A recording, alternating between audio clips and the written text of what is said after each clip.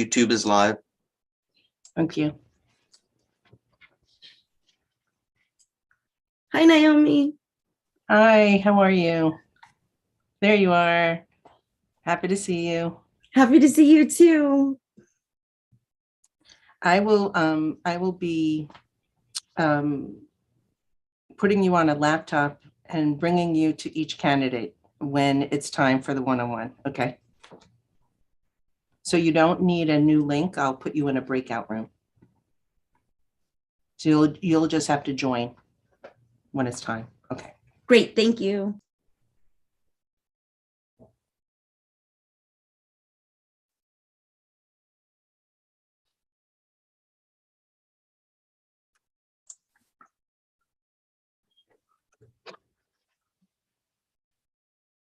Can someone make, okay, perfect, thank you. I'm gonna set the settings to not allow people to unmute themselves, so we'll have to assign people co-hosts. Will do.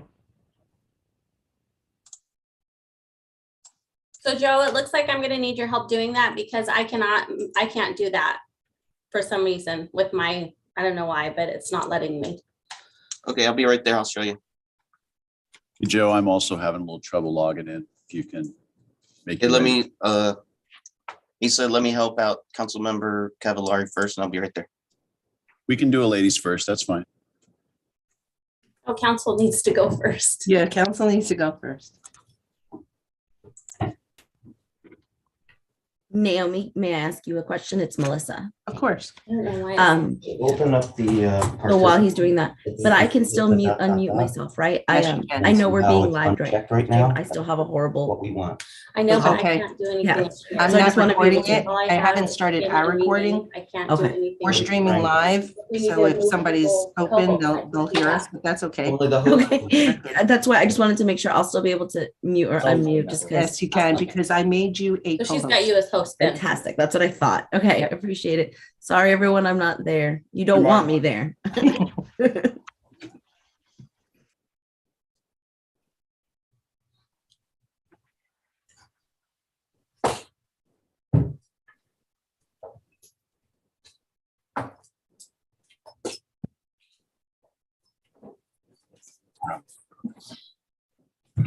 Says I'm connected. Yeah, we probably just have to kick it. And we're still waiting for Councilmember Steckler, correct? He's not in the chambers yet.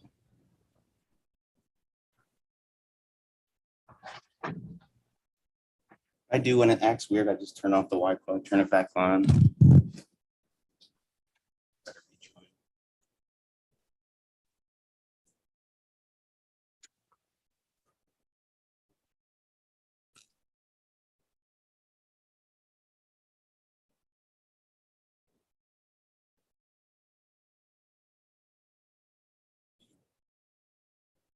Happy to be working Saturday on it. Yeah, I know.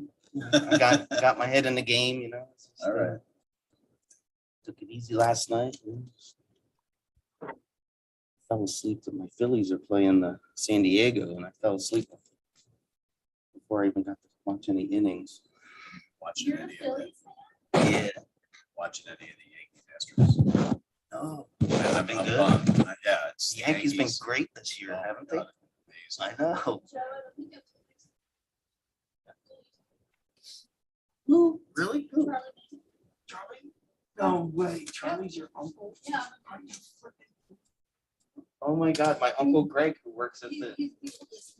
Can we focus here? Go ahead, see if it's working.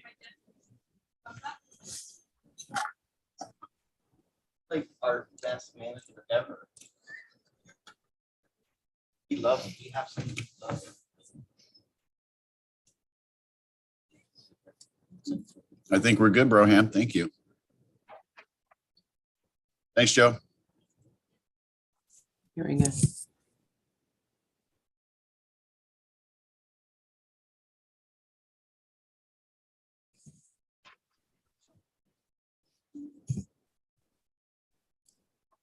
Naomi, Vince, mic check.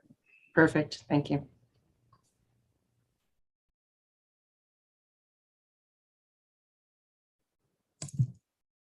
Naomi, check. Sounds good. Perfect. Hi, Melissa. Hi, Vince.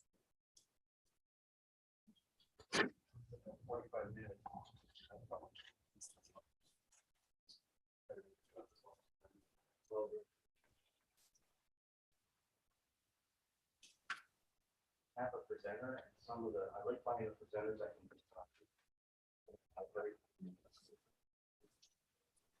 The one we had out there doesn't do that.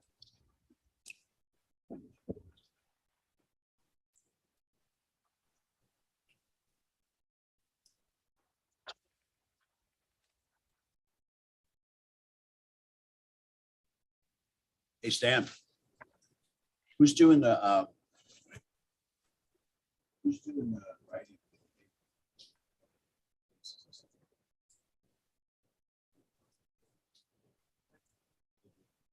But we still are use right now, we're without a PIO. Yeah. So we're using Jody and Scott. Oh.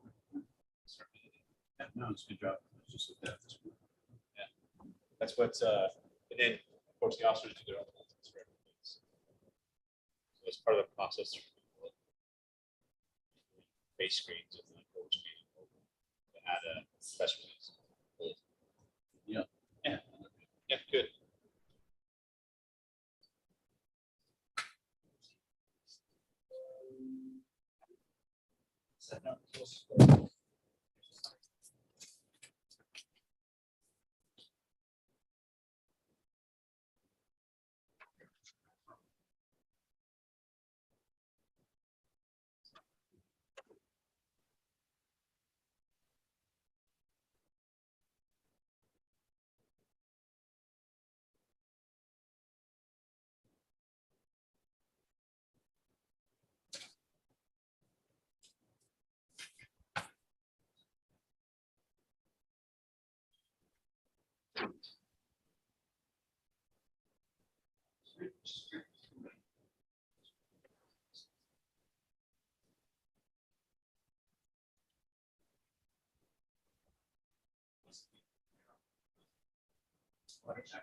That's what.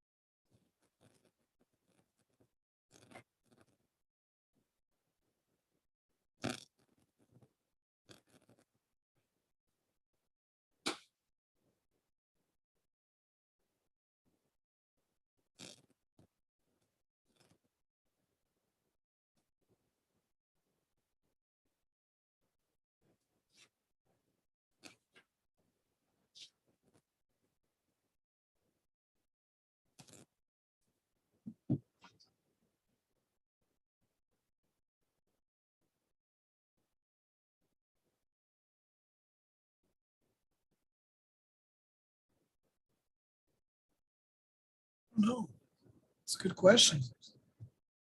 Now, give them a couple minutes. Unfortunately, not going to start till 8:30, so.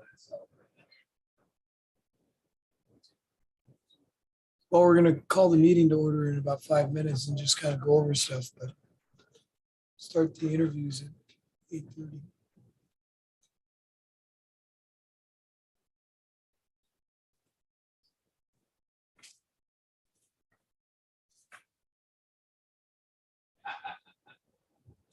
It's actually-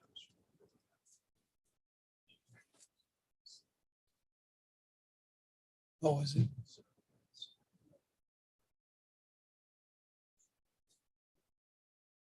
Oh, good.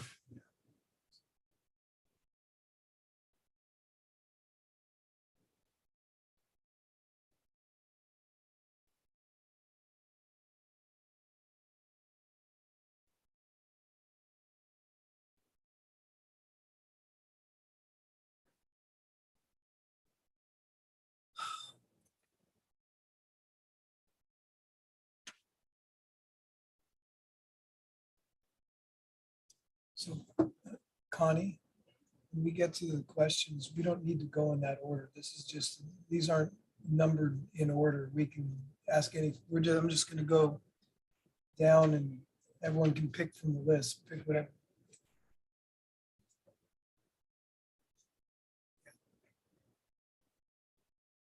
Should start with number one though for each. And then from there have it a free flow. Brian, it was a little hard to hear you. You're just saying you're going 1 through down the order of, sorry, I just keep coughing, so I'm trying to. No, you're fine. You're just Yeah, gonna that's- keep going down and then we can pick anywhere from the questions, right? Yeah, what I might do is I'll just start off with question one for every candidate and then I'll go from there and just go down the row. Okay, perfect. And we just gotta make sure we don't repeat a question.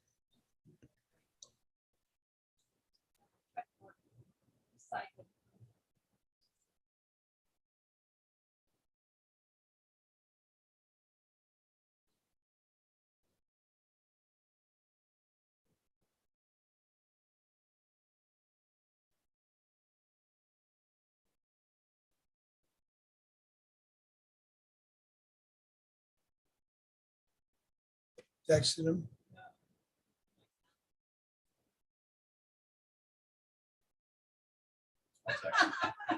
I'm texting him.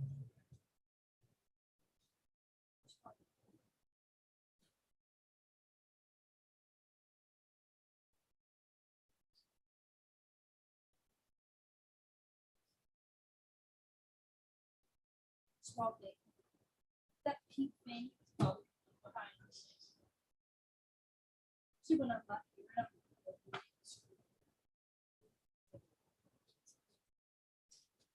Yeah, yeah, up there on the, like, you can see behind the. Computer. That reminds me of, screen and like, listen to it.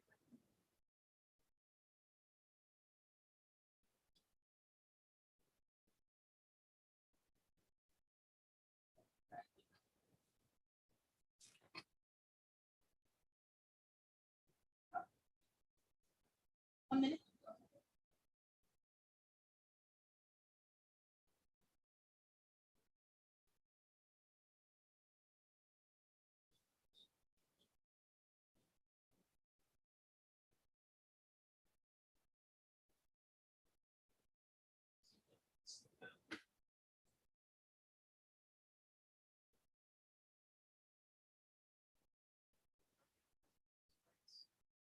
I would hope that it's 4 mics.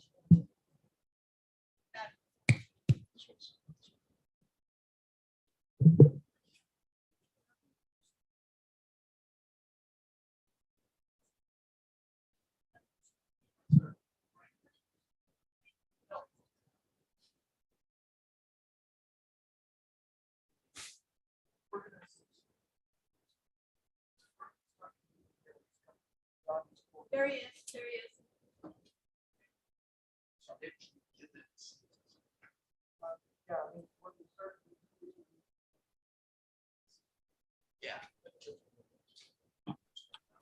Do we know where we want the candidate to sit at the table? Yeah. It might be good at the big table for the candidate to sit during the interviews with a microphone.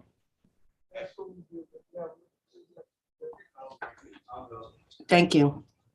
You know, so that he's in view, or she.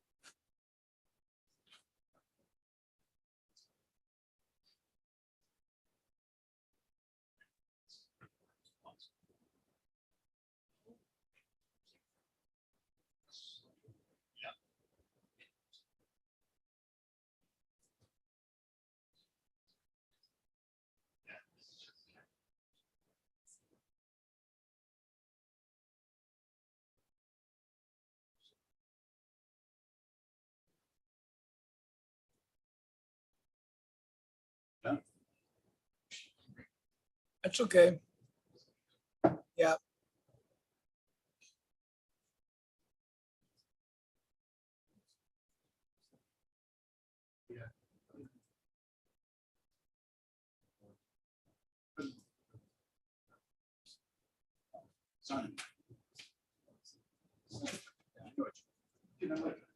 Yeah, no. Yes. Yeah, just goes. Yeah, you're.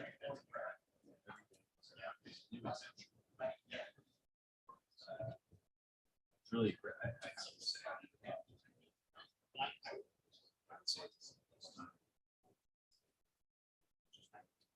Where's the agenda? No, the meeting agenda.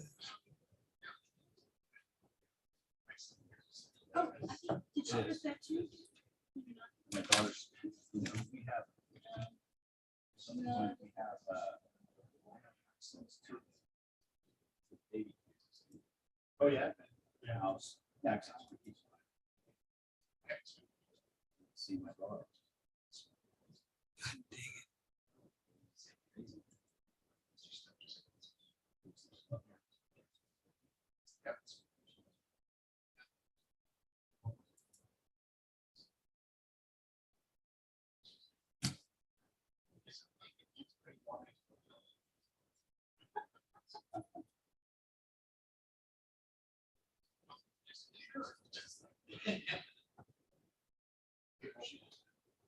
Okay, are we ready to get going? I'm sorry? Okay. Yeah, actually. Okay, where's my screen?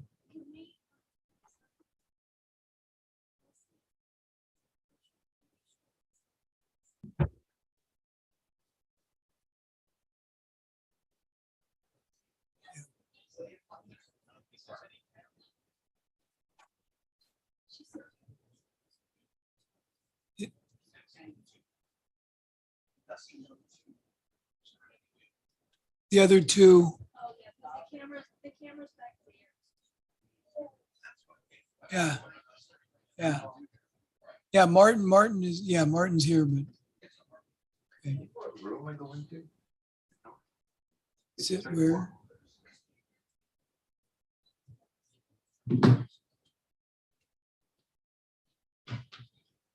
Hey, Joe, could you have Joe come in?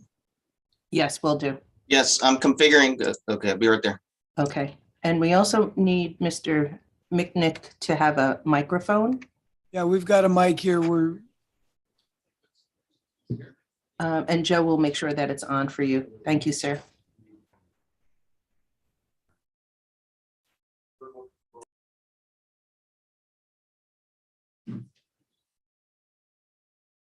Yeah, I'm not sure there's going to be a solution for that. It's not the end of the world.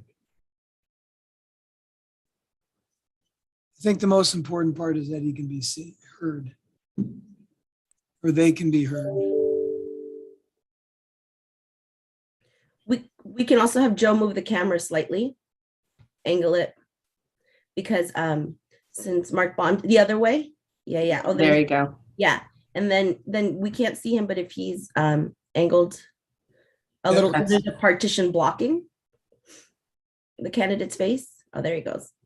Hi. Sorry, we're watching you. That's great. Hey, Joe? Joe? Is there another laptop that we could put here in front of the candidates? Oh, that's a good idea. Oh, yes, we can do that.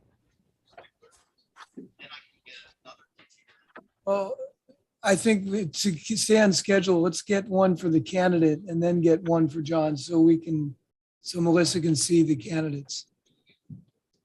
So you can go ahead and sit in the middle. We're going to get a laptop so that there'll be a camera on you so Melissa can. And it is just for me. I just want to see your face. No. Thank you, Brian. Great idea about the camera. Okay, Okay, Naomi, while we're sorting through these details, we're going to go ahead and get the meeting started, okay? Okay, very Where's good. that laptop that I gave Okay. you? Everyone ready? Did we already start the recording, Naomi? We did. Okay. I will call what day is it? June 25th, 2022 special meeting of the Mill Creek City Council to order. We'll begin with the Pledge of Allegiance. How about Councilmember?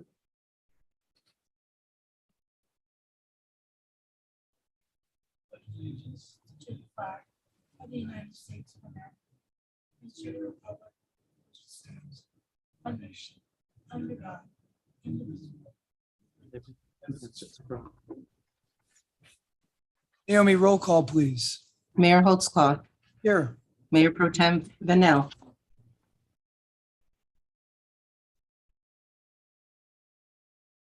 Mayor Pro Tem Vanel, Oh, I said here. oh, Maybe, okay, can I'm you sorry. hear? Can you Okay, hear me, that's Naomi? better. Yep. Councilmember Bond, Councilmember Cavallari, Here. Councilmember Steckler, here. Councilmember Allison, Here. Councilmember Duque. Here. Okay, audience, well, actually, let's have Councilmember Bond has a unique circumstance since he is resigning effective Wednesday. He decided that it wasn't appropriate for him to participate in the selection process for the city manager that he will not be working with. So he has opted not to be here today. So should we have a motion to excuse John from the meeting or Mark from the meeting today? So moved. So looking at you. Second. I don't want to excuse you from the meeting. I want to excuse Mark. I'm sorry, was there a motion a second? Yeah. Okay, all those in favor, please say aye. Aye. Aye. Aye. Any opposed? Any abstentions? Okay, anyone, audience communication, anyone like to address the council?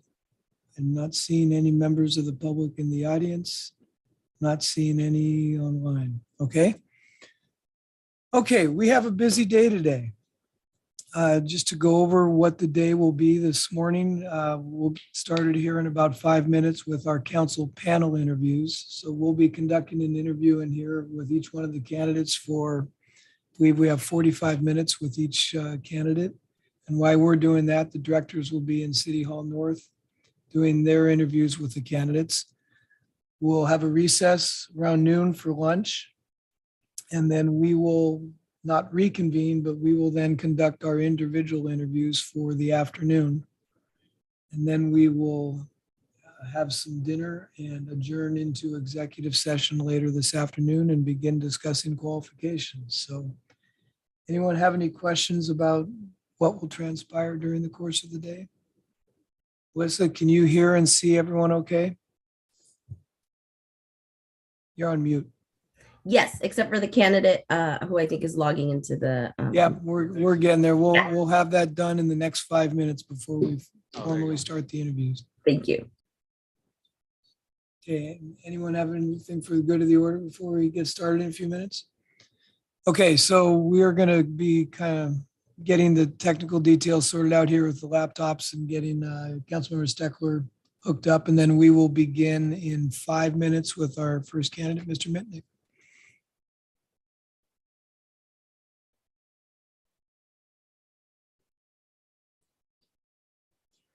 Yes. Yeah, Yep, why don't you guys head on over, so, yep. Thank you, guys. Bye. I was gonna say, I'm assuming they know who they're supposed to take and have that figured out.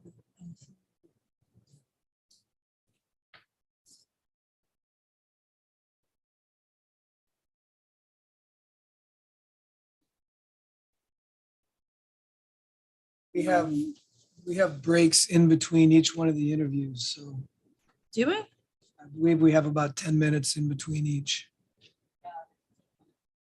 Oh, awesome. So hopefully everyone can not feel compelled to get up and use the bathroom during the middle of an interview.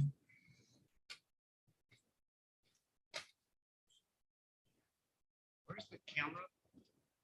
Or the headshot? There's two cameras right there. That one right here. Oh, this is the camera. I see. your shot right there. Okay. Get to this.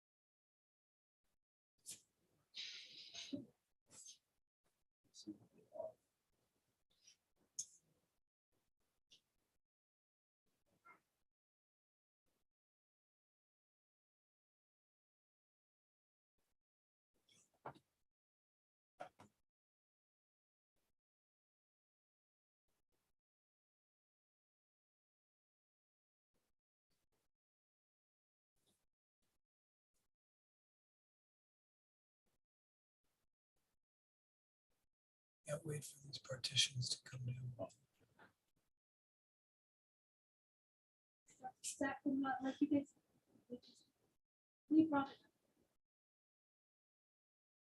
All anxious for this to be gone. Yeah, these are quite big. Yeah.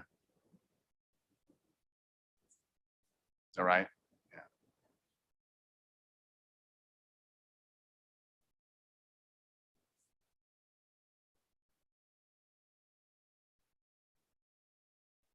I had one council member who insisted on being in the council chamber for every meeting. Come in and sit, see, or sit in one of the offices.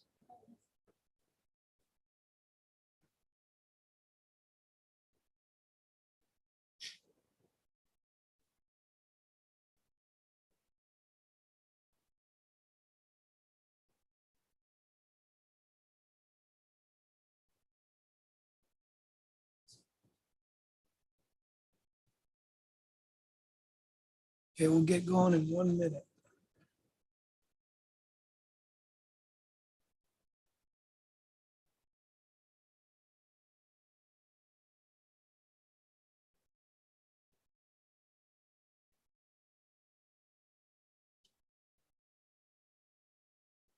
John, have you done a mic check?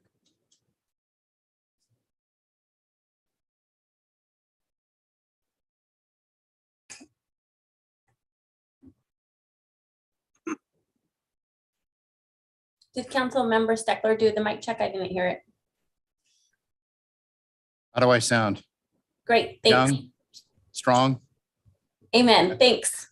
Thank you.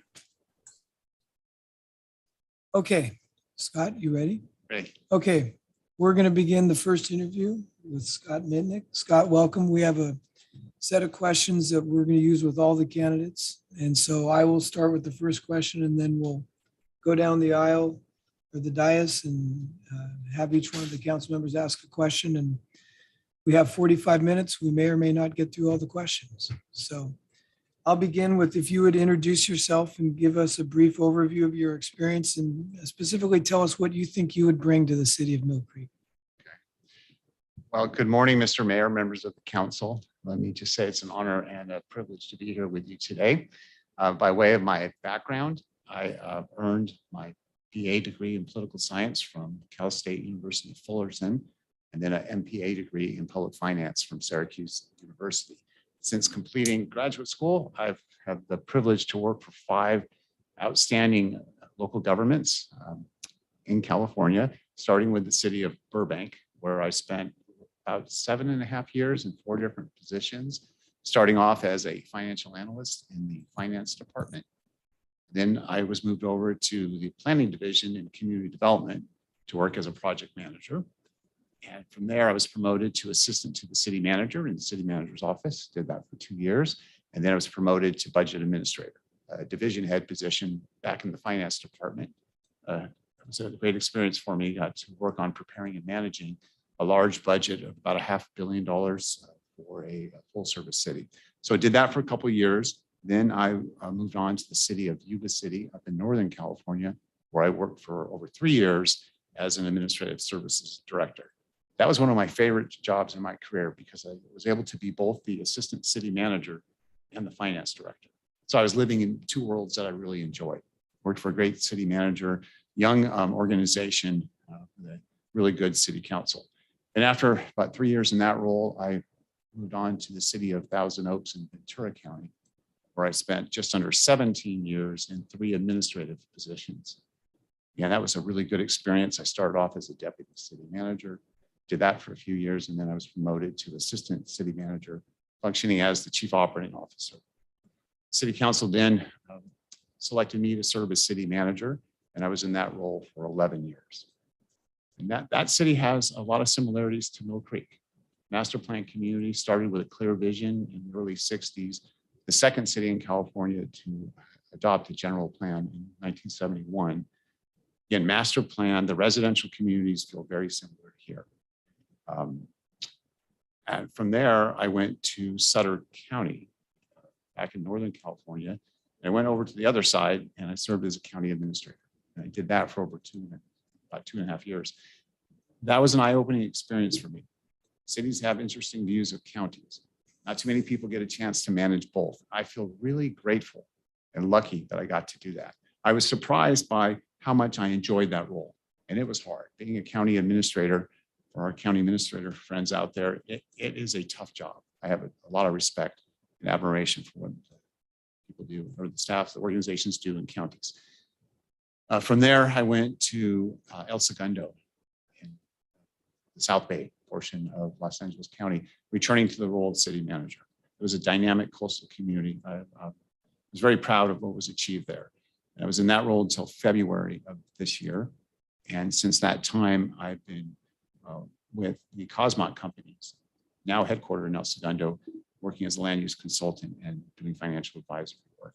So that's my background. I feel my experiences have provided the necessary foundation to help the 7 of you move the organization forward and achieve what your collective goals are and what your individual goals are. So I have a lot of experiences to draw from, and I look forward to living in the community. I want to be part of the community and be here for the long haul. You should feel proud of what you achieved, and I would be grateful for the opportunity to help you go further. So that's my background. Thank you. Thank you, Scott. Mayor Pro Tem. Thank you, Mayor.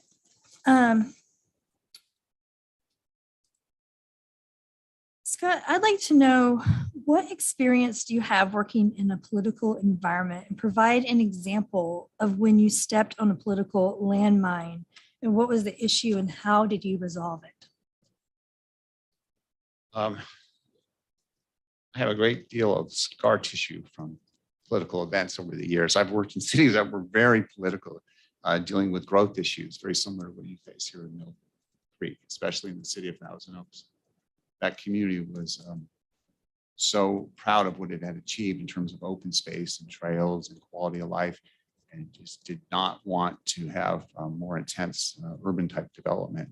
So there were a lot of landmines there. I had worked for councils that were, although most of the votes were 5-0, when it came to land use issues, it was often 4-1 or 3-2. And it was very difficult for the city manager to navigate issues. And I can provide a lot of examples of where things went sideways. I want to provide an example, though, of how I successfully navigated a difficult issue. So I was the acting city manager when I was assistant city manager. This goes way back. As you get older, you don't like to give dates, but it was around 2004. There was a countywide measure to establish a half-cent sales tax, I think it was, for open space acquisition, countywide. This is in Ventura County. The council in Thousand Oaks was split on the issue. I can't remember if the city took an official vote on it. The one argument was, why should that city and its residents have to pay a half-cent sales tax for open space acquisition when that city had done a great job over the years, over the decades? And through the development of residential neighborhoods, the city acquired almost 20 square miles of open space. It's 20 square miles within the city limits. So one argument was, if the residents of Thousand Oaks are going to pay this tax, they're going to be significant financial contributors to the tax, but most of the money will be spent outside the city for open space and other portions of the county, which was necessary. And there were some council members that said, that's great, we should support it. So here's the political dilemma I faced. Acting city manager, the city manager, she was, I think, out of state. She was on vacation. There were two, actually I was deputy city manager. There were two deputy city managers. The other one was in Hawaii on vacation. So I'm by myself. On the agenda was, this is around Thursday or Friday, on the upcoming Tuesday agenda was, should the city take a position on this countywide open space sales tax measure? I had one council member call me and say, hey, I want to do a white paper in favor of this. Would you prepare a draft for me? Okay. A couple hours later, I get a call from another council member. Hey, I'm opposed to this. Will you prepare a white paper for me? So I'm, still relatively new with the city, and I'm like, I can't get a hold of my boss. My other colleague, can't get a hold of him. What to do? So that weekend, I wrote white papers, one in favor and one against. At the council meeting, I'm the acting city manager, still new, trying to please everybody. The council members argued their points. And I was just amazed, they were reading my arguments in favor, mine against. And that's just an example of how, as a city manager, you have to be flexible and to avoid landmines, but that's what you pay us to do. We give you professional advice. We may not personally agree with it, but if you say, hey, Mr. City Manager, we want to take on the state of Washington and we're not building any more apartments. Give us a game plan. Whether I agree with that or not, I'm going to give you an objective game plan. That example of that open space tax measure is a good example of what a good city manager does. I hope that answered the question. That's just a sample of how I think and how I would approach the job. Councilmember Steckler. What's your philosophy on developing organizational culture? What methods do you use? Thank you for asking that question, because that's the key to being successful as a city manager. I shared with the employees in this room yesterday that I hope none of you take the wrong way, and I'm not going to take the wrong way with respect to the city manager, but in local government, having a really good forward-thinking, progressive city council is great. Having a talented city manager who's really capable, that's great. But that alone doesn't run a city or achieve the outcome you desire. It's the employees who implement your direction. So you have to have a motivated, passionate workforce. And I'm proud that I've been successful in 3 different local governments as a city manager or a county administrator in doing that, developing really good high performance work teams. That's one of my strengths. And I do it because I love this business. And I'm very transparent and straightforward with the employees, with the unions, and with the department heads. So my approach is through what I like to refer to as participatory management. I'm a big believer in using teams. First and foremost is the executive team, and I understand I'm going to talk to them later today. Having weekly meetings with the executive team is critical for the city manager. I like to do it on the same day as a council meeting, same Tuesday. So we talk about, as a group, what's on the agenda, how are we approaching the meeting for that night? What are the key issues for the organization for the week? And then what do we learn from what happened over the last week? So through the team approach, empowering department heads to run their departments as they see fit. I'm more interested in results using like KPIs and other metrics. I tie it to your strategic plan. Hopefully you have a strategic plan for the organization and the budget. So I use that to grade the department heads, and I would encourage the council to use your strategic plan and your budget goals to judge me in my annual performance review. My review should be tied to your goals and your objectives. When you grade the city manager, you grade the organization. It's not really the individual. It's how well did this person implement stuff citywide. And then through the participatory management style, I encourage the department heads to have the same approach with their staff, to have regular meetings with their employees. It's key. You make a decision in this room on a Tuesday night, and you meet on Tuesdays, right? Right. Okay. So on whatever you decide here, you're counting on me to go implement it. I only can implement it if I have the culture in the organization where people embrace being a local government. And also it's different. When you're in local government, we're in the people business. People business, that's our product. For the police, for example, they really represent the city and how they interact with the community. So I like to build a positive culture. Councilmember Cavalieri. Thank you, Mayor. Scott, in what ways are people most likely to misunderstand you? Like that question. Sometimes people are overwhelmed by my positive energy and my drive. And if you haven't been a city manager or a county administrator, it's hard to understand the world we operate in with 5 to 7 elected bosses. And we're trying to meet your collective demand, needs and direction and your individual needs and direction. Therefore, the city manager has to deliver. And Councilmember A may ask me a question, I'm trying to get it answered. Then I got another council member coming. So sometimes I'm pretty demanding of staff, but I always view it that I have high expectations and I hold people accountable, but I reward them when they deliver. So I will compensate people really well if they're delivering. If they're doing what this council expects, I'll take care of them to the fullest extent I can. So I have high expectations. Sometimes I get impatient, but it's really the job more than the person. Think about it. I have to deliver for the 7 of you. You don't like it if I give you excuses as to why I'm not delivering, right?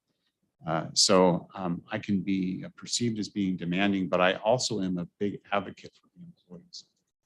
So I try to create a positive culture where people will be as passionate as I am and be as excited and enthusiastic as I am. So they might have a hard time understanding that at the beginning. Thank you. Councilmember Allison. Okay, please describe your values on local government transparency and what public trust means to you. I have watched this profession and local government evolve into a world that when I started 3 decades ago, we couldn't have imagined. Social media, when I started, it was a concept. And think about how information got out to the community. Residents either came to meetings or they waited for the printed newspaper to come out. And in many communities, the printed newspaper for local government was weekly. You're a larger city, maybe daily. Now newspapers are almost irrelevant to the typical resident because they have their news sources with them and they'll be responding while you're sitting in a council meeting, right? So transparency is critical. In a government, we're told that you need to run a city like a business. That's true to some extent, but where it's different is local government is more about process than product. And what I mean by that, and 7 of you understand this, is the process inclusive? Is it transparent? Do all the residents have access to information in the decision-making process? That gets to your transparency question. So I'm glad to learn that here in Mill Creek, you do embrace communications and the public information aspect of the job is critical. And in El Segundo, we were exemplary. I'm not there anymore. They are exemplary in how they use social media to communicate with the residents and paid off big time during the pandemic. So we have to tell our story. And I'll tell you, council, you have to spend money on public information, marketing, that type of thing, because the residents need to know what you stand for. You can make great decisions in here, but if we don't have a mechanism to get that word out, your decisions really have limited value. So and pandemic was a great one, great example of how important that transparency is. So get the information out to the community, do promotional videos, and you're looking at the farm or the DRCC property. Get the information out to people. And you did a really good survey you had done about a year ago on the DRCC property. I was really excited to read that. That showed me that you really care about what the residents think. So I have a lot of tools in the toolbox about how to get the information out, even with a limited budget. Transparency is key. And I believe in that internally too. I have to be transparent to the employees and the unions to let them know, where is this council coming from? Why is what they did a good thing? Help demystify the governing board. And also embrace working with the media. I feel I'm proud of the relationships I developed in El Segundo with the local media, including the LA Times. They were headquartered in El Segundo. So, and then when I was in Sutter County, very good relations with the media. And you have your door open, you sit down, you talk with them. Councilmember, excuse me, Councilmember Duque. Hello, I'm on your screen. It's nice to meet you. Just before you started looking up. I wanted to ask you specifically just, can you describe your ideal working relationship with the mayor and the city council? I know you've kind of alluded to having the 7 bosses, so I feel, that element to it. But if you can discuss your approach. Okay, and I'm looking at the camera, so I hope you feel like I'm looking at you. But then I'm not looking at the 5 of you here. Working with elected officials is the favorite part of being a city manager. My favorite part of being a city manager. It can be difficult because not all of you are the same. And I want to share with you, having been in the executive role for 2 decades, I really don't have favorites, and I try not to play favorites. And I try not to just count to, in this case, 4. I try to count to 7. So to make sure all of you feel that as city manager, I'm being responsive and being objective and fair and balanced. I make myself available to meet with the mayor and council members on a regular basis. So with the mayor at a minimum once a week, perhaps the day of the council meeting, so we understand what's coming up and what's on the agenda and how prepared is staff and all of that. I make myself available to meet with the rest of you. Now with 7, meeting weekly might be challenging. So maybe the mayor and Mayor Pro Tem, there's a meeting every week, and the rest of the other 5 can be at least every other week or as needed. So I will make myself available. And the one-on-one communication is key to avoid misunderstandings and to avoid assumptions about it or questioning motives and that type of thing. So being open and transparent, getting to know all 7 of you individually, sharing information. I also like to share information with the council as a whole. So if this is a sort of an essential rule, if you will, if one of you is asking information about, say, a land use project coming up or an issue, in most instances, I will share the answer with all of you. I may not say, hey, council member A asked. I'll say, hey, a council member has asked about the timing of this development, whatever. And then I'll make sure all of you get the answer. So that way, you're not questioning motives and that type of thing. That has served me well in 3 places where I was in the CEO role, and the council really liked that and respected that. It's difficult if you're using the city manager and staff to gather information on other council members and use that against them. I would ask that you not do that. But if you're just asking me about, hey, what time is the library open on Saturdays? We'll just give you a direct answer. That's not council as a whole. And I hope you would find that to be a value to be treated equally and fairly. So council member, did that answer the question completely? Yes, it did. Thank you so much. All right, thank you.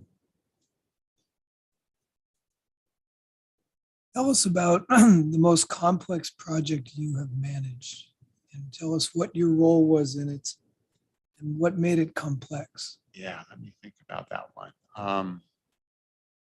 There were many. Give you one that's recent. As city manager in El Segundo, I had to deal with the years, if not decades long negotiations with LAWA, Los Angeles World Airports, otherwise known as LAX, the airport. So the city of El Segundo had been struggling with, battling with, litigating with the airport for many, many, many years. They had the same attorney from San Francisco for 2 decades. So the issue there was the city was and still is negatively impacted by the frequency of air traffic. Every 30 seconds, a plane is landing and taking off. And if you live in El Segundo, you hear it constantly. At first, it was very difficult for me. I couldn't sleep because you're hearing the planes all the time, 24/7. Get used to it. So there were a series of negotiations going on, seeking mitigation measures, insulation for the windows of the residents, and so on. So I'm brought on, and the negotiations are stalled. They're not going anywhere. And there were tens of millions of dollars in mitigation measures at stake. So it was really important. It wasn't moving forward. And LAX or LAWA, they have a lot of staff. And the council had felt that the city of El Segundo was getting its clock clean, not getting its fair share. But nothing positive was coming out of it. And we actually had a lobbyist the city was paying to help with it. It wasn't moving forward. So one day, and I can't remember how it happened, but the CEO of LAWA, Justin Erbacci, and I, somehow we connected with each other. I can't remember who. I like to take credit for it, but I don't remember if it was me or it was Justin. But we reached out. One of us reached out to the other. Then we started talking one-on-one. And over a period of a year, and we had many meetings, including on holidays. I remember sitting in my backyard, like Christmas Eve day, I think it was, trying to negotiate with them. And the city council was demanding that I continue to get more and more. And they were not bashful about wanting to litigate. We're talking over the years, the city's spending tens of millions of dollars on attorneys.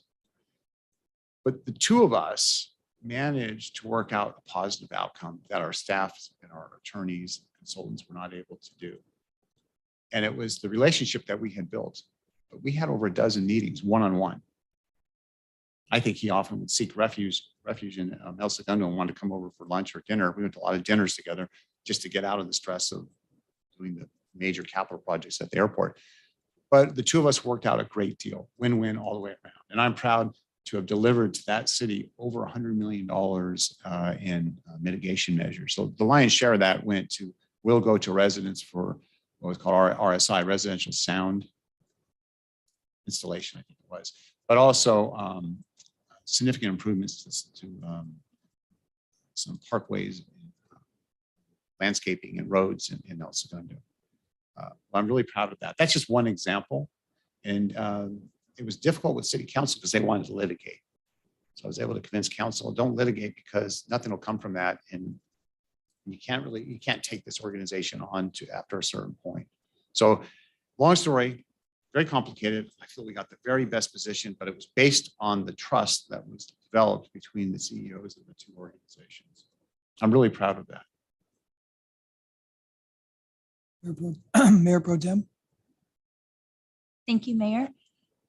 Scott, based on what you know or any research you've conducted, what do you think are the most significant issues facing Mill Creek over the next 3 years? Some of the challenges here are shared with other local governments. Some are unique.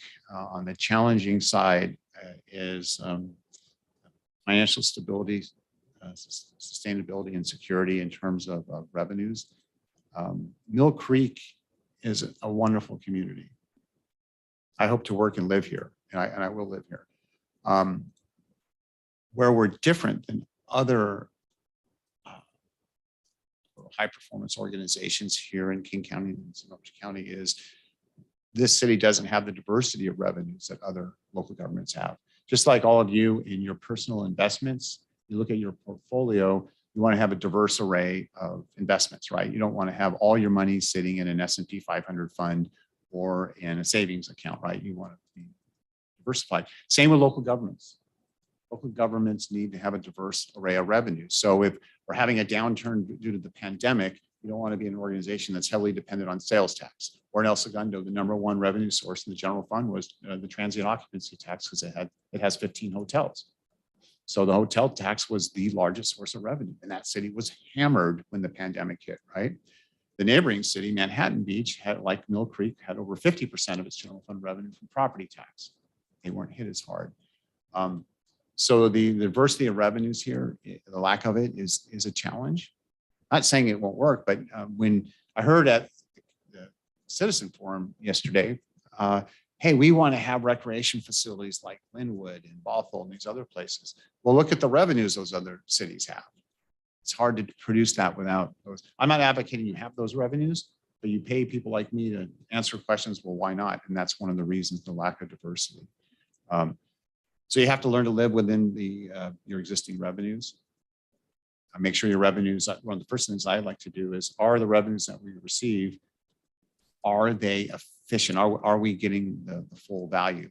So you can study your revenues to make sure you don't have any leakage. And then from there, you look at your expenditures and how are you doing? And then at that point, you can look at new revenues. Councilmember Steckler. Scott, could you give us a couple examples of how your leadership, your leadership has made the city operations more effective? And it's more specific examples.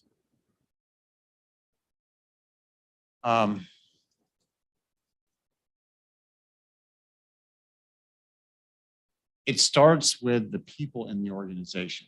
So I've had to rebuild executive teams. I'm proud of what was achieved in Thousand Oaks. I completely rebuilt that executive team over a decade. So I managed to hire really high performing and successful department heads so they would bring internal efficiencies to the organization. I started to do the same in Sutter County and in El Segundo. I believe I brought in 6 department heads, 2.5 years. People left due to retirements and other reasons. I will tell you though, making sure the employees have the right tools and equipment to do the work will pay off. Internally, converting from an annual budget to biennial budget in Washington, that's very common. That's really exciting to me. But in the different cities I worked in California, I brought in the biennial budget format. When I was in Burbank, they went to that early on when I was in the finance department. So that's an example of being more efficient, result in savings to an organization. I've always been very receptive to technology, having more effective tools for the employees to use. So I've been able to do that, but just creating a positive culture of forward thinking. It's made the organizations more efficient. I've gone through computer system upgrades and changes. Early in my career, I had to negotiate a new computer system for the city of Yuba City. So I like to make sure that we have the right equipment, the right technology, and embrace it. Don't chase technology just for the sake of it. Make sure it's effective. Again, creating the culture, bringing in the equipment that's necessary. Councilmember Cavalieri. Thank you, Mayor. What would your first 100 days on the job look like? What do you hope to accomplish? And there'll be a follow-up question to that. Okay, that's critical. So initially what I would like to do is to have one-on-one time with 7 council members in a more informal setting, maybe over lunch or breakfast or something, and to get to know each of you individually, understand what's important to you, what you see as the top priorities for the organization. And I like to digest that. I would also ask that each of you provide me a list of 5 to 10 individuals in Mill Creek that you think I should spend time with to understand the community. And then I would follow up and I would attempt to meet with each of them or talk to them. I would like to meet with the key leaders in the community, you know, the Chamber of Commerce president, HOA presidents, other individuals, editor of the local paper, key people in the business community, individuals you feel I should be meeting with, and as well as other city managers and the county administrator, other individuals that have an effect on Mill Creek. I would get to know them. I would meet with each department head one-on-one. I'd like to ask each department head to give me a tour of the city so I could see the city through their lens. I always find that helpful. I was with the acting police chief yesterday on the tour, and that was really insightful. Because then, if you drive down a road, the police chief is going to look at that road from a public safety lens, right? Public Works Director is going to look at the actual road. How well is it maintained? The finance director is going to look at, well, how are we paying for this road to be maintained? Right. So it's good to get the different perspectives and to listen to what they have to say. I'm also going to take a look at the strategic plan and what's important to the council, what you expect to get done over the next year. I'll start thinking about how are we doing and what do I need to do to make sure we realize your vision. Going back to the employees, I mentioned the department heads. I would go out of my way to meet. See, there's a small number of employees here, so that's what makes this job exciting to me. I can get to know each of the 55 or so full-time employees and the part-time employees as well. So I'd want to meet with them and get their perspective. And I'm very open and transparent about the employees. I like to meet with employees on a regular basis anyhow. And go on actual, when I was in Thousand Oaks, we had a program called Undercover Boss, where every quarter or so, sometimes it was twice a year, I'd go out with a work group, like a tree trimming crew, and literally be part of the crew for the whole day and see how they do their work. So it's a lot of information gathering during the first 100 days. I would also ask if the council's receptive that we do a 6-month performance review initially to make sure that your new city manager is on track with what your vision is. Thank you. And as a follow-up to that, how would you define a successful first year on the job? Showing clear progress on the objectives that you've put out there for me and seeing an improved employee morale. I realize there are some morale issues in the organization. Nothing wrong with that. But I have a lot of experience in dealing with just that issue. And I would count on demonstrating improvement in that area to the council. So you'll have measures say, hey, we want you to make progress in these areas. I'm committed to demonstrating progress to the council in the first year. Councilmember Allison. Okay. What is the most impactful criticism you've ever received, and how did you apply what you learned?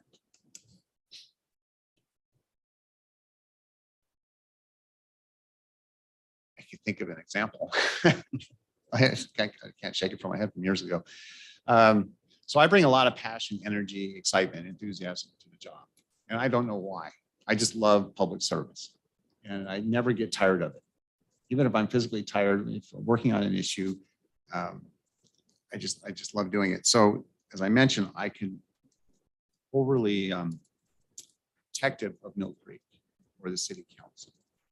And when I, as a younger city manager, there would be times where the county and the city didn't always get along. So I think I was too protective and too strong in dealing with the county administrator or the county. So as I'm getting more experience in this line of work, I try not to do that as much. But there are times when you get so caught up in protecting the city and the council. So I had some challenges when I was city manager at Thousand Oaks with the Ventura County CEO.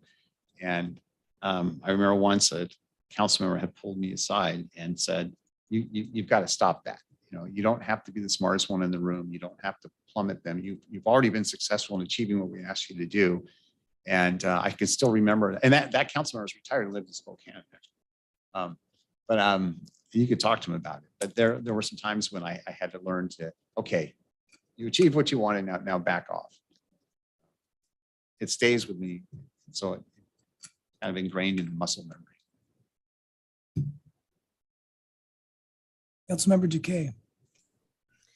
I was interested, you had mentioned in an earlier question about your relationship with employees, and you mentioned compensation. So other than what method do you use to motivate employees beyond like financial compensation?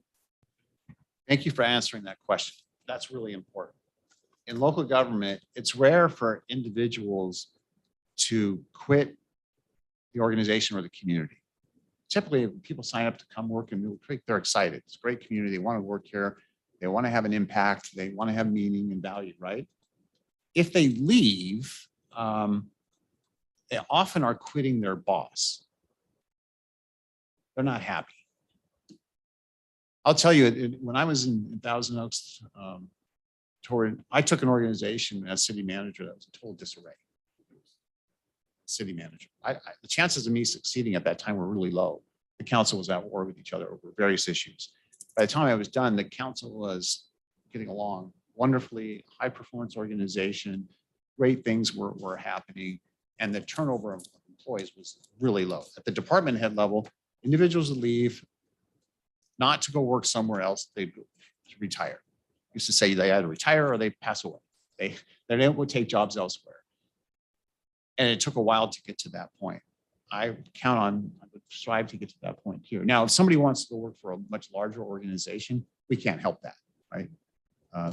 There will always be that challenge. So if you create a positive culture, one where people feel they're valued and that their input matters and that they're being listened to. I also like to celebrate their success.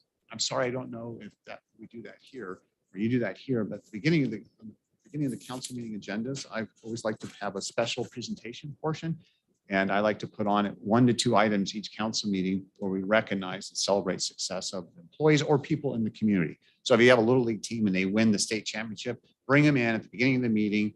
So I like to make sure each council meeting start off with positive stories, positive things to recognize. It's a great way to start it. So we have an employee, a police officer does something exemplary in the community, bring him into the chamber, celebrate that success. With the E-team meetings, beginning of the agenda, I have leadership appreciation. It's the first agenda item. And I'll recognize the department head for something good they did or something that one of their employees did. Again, that meeting starts on a positive note. I got away from the question, I think. What was how to motivate employees? I'm sorry. Great. It all ties. You're up there, over here. It all ties to. You have to create the positive work environment. So my goal is to get all the employees here, as many as possible, to feel as excited about coming to work as I do.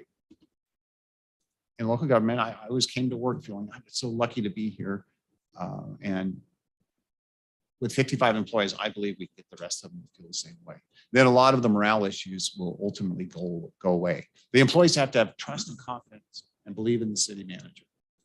And what I heard from the employees yesterday was, hey, we want stability with the city manager.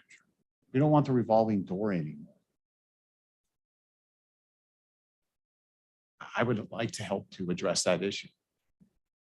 Remember, we're in the people business and local government's fun. And you can have an impact and in a huge way. Scott, one of the questions we have is kind of a catch-all. Any questions we have based on your resume? Okay. And you mentioned social media earlier. And if our residents Google your name, what typically pops up is articles about your departures from Thousand Oaks and El Segundo. So this may come up in our individual interviews, but I wanted to give you the opportunity in this public forum to address why you don't think that should be a concern for us. Well, it should always be a concern if there are issues out there about any candidate. And there's always 2 sides to every story. And so I'll tell you with respect to Thousand Oaks, that was really hard, what happened. I allowed the role of being a dad and a city manager to overlap. And I own it. I'm responsible for it. And was anything illegal or unethical done? No, not at all. A group of parents came to me as a dad and as city manager, and they pointed some bad stuff out and asked me to look into it. First, I said, I can't get involved. But I allowed the dad in me to get involved. And we discovered some bad stuff. And it was pointed out. And the leadership in the school district did what they had to do. And I had some parents that were upset, thinking that I had done it, and I ultimately suffered for it. And it happened. And in retrospect, what I should have done was say to the city council, hey, I made a mistake. I shouldn't have done this. But I was like the deer in the headlight. I froze. because I had never been attacked by the media before. I didn't handle it well. So I was a seasoned, successful, productive city manager, well-liked in the community and with the employees and everything. And I had a hard time handling an issue that involved my two sons. And Mayor Holtzclaw, I just wanted to let you know there's 5 minutes remaining for this candidate. okay, so I own the issue. I'm happy to talk to you individually and privately. I'm happy to talk to any resident who has concerns. One of the employees brought it up yesterday, and I did my best to answer it directly. But hey, I paid the ultimate price. I lost what was probably one of the best city manager jobs in California over it, but I've learned a lot of lessons from it. With respect to El Segundo, that was a mutual agreement. It had nothing to do with performance or anything, and it was a resignation. And I'm happy to talk to you about that privately, but I'm proud of what was achieved in Thousand Oaks and in El Segundo. You can do the background work on me. It's a tough business. This is a very tough business. We put ourselves out there. Would I do certain things differently? Yes. Did I do anything unethical or illegal? There's nothing involving money or inappropriate relationships or anything like that. Thank you. Appreciate your candid response. Yeah. Mayor Pro Tem. Thank you, Mayor.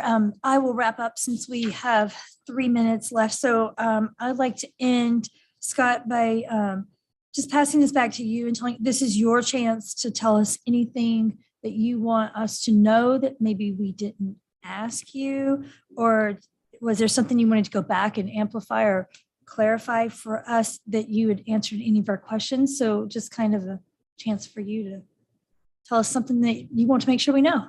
Okay, well, let me just reiterate how thrilled and honored I am to be here. It's a wonderful community. I would be thrilled to work here and live here.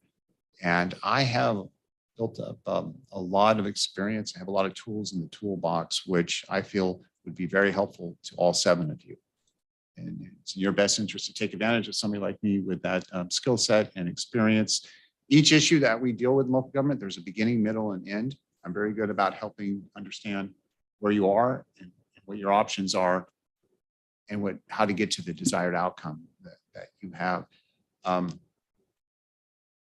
This is one of those rare opportunities where I could work and live in a community that lines up with all the attributes I look for in a place to work and a place to live. And I'm very confident I will help you get to where you want to be. This is not just a, hey, this will be a stop for a few years. I view this as a long-term commitment. I've had a lot of success in my career, so I'm not looking to springboard to something else. In fact, one could argue, well, why aren't you going to a larger city? This is a quality of life move for me and a chance to help the 55 plus employees here take advantage of my experience and do well. We didn't talk about the role of mentoring. I really enjoyed that. And I'm proud that there have been a number of employees that have worked for me who've gone off to be very successful in their own right as a department head, assistant city manager, and county administrator. So helping employees be successful is really important to me. Great. Thank you, Scott. I know we each look forward to getting the chance to sit down with you individually this afternoon. So that will conclude this, and we'll take a 10-minute break before we pick up the next candidate. Thank you. Thank you. Thank you.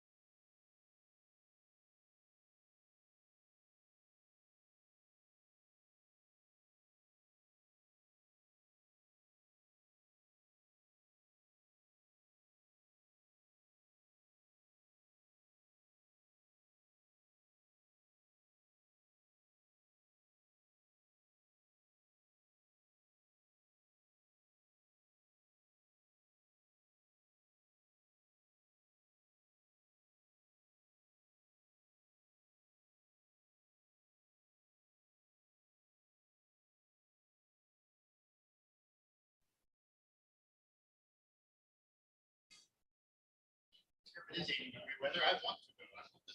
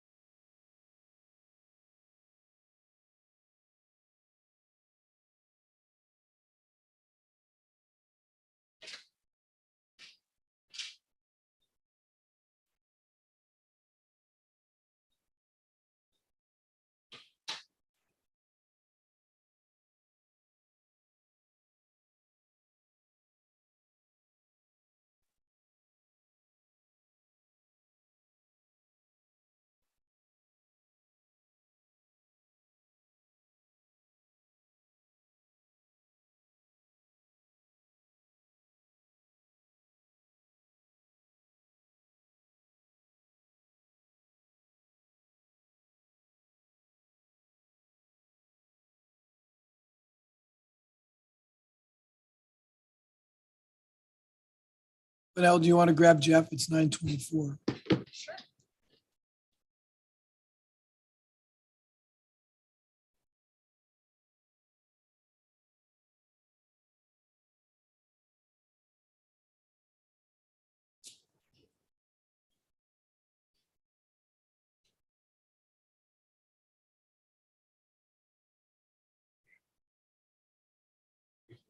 Morning.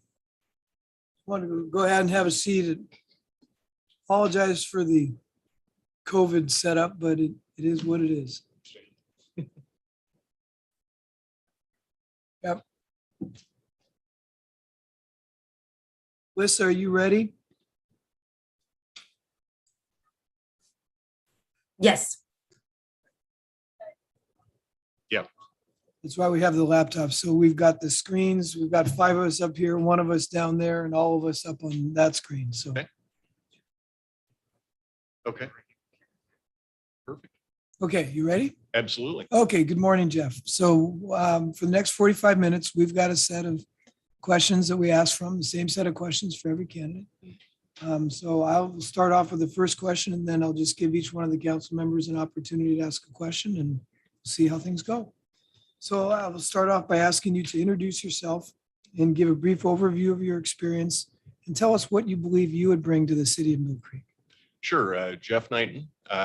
My background, I went over a little bit of it last night, but a little bit more in depth. I graduated in 1999 from University of Nevada, Las Vegas, and started my career immediately with Clark County, Nevada as a land use planner.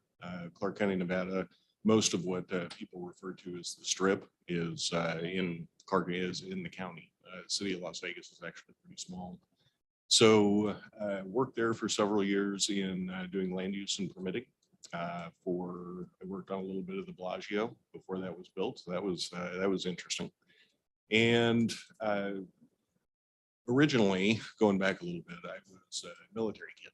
So we moved all over the place, but I was born in Fairbanks, Alaska, spent time in Anchorage, Alaska.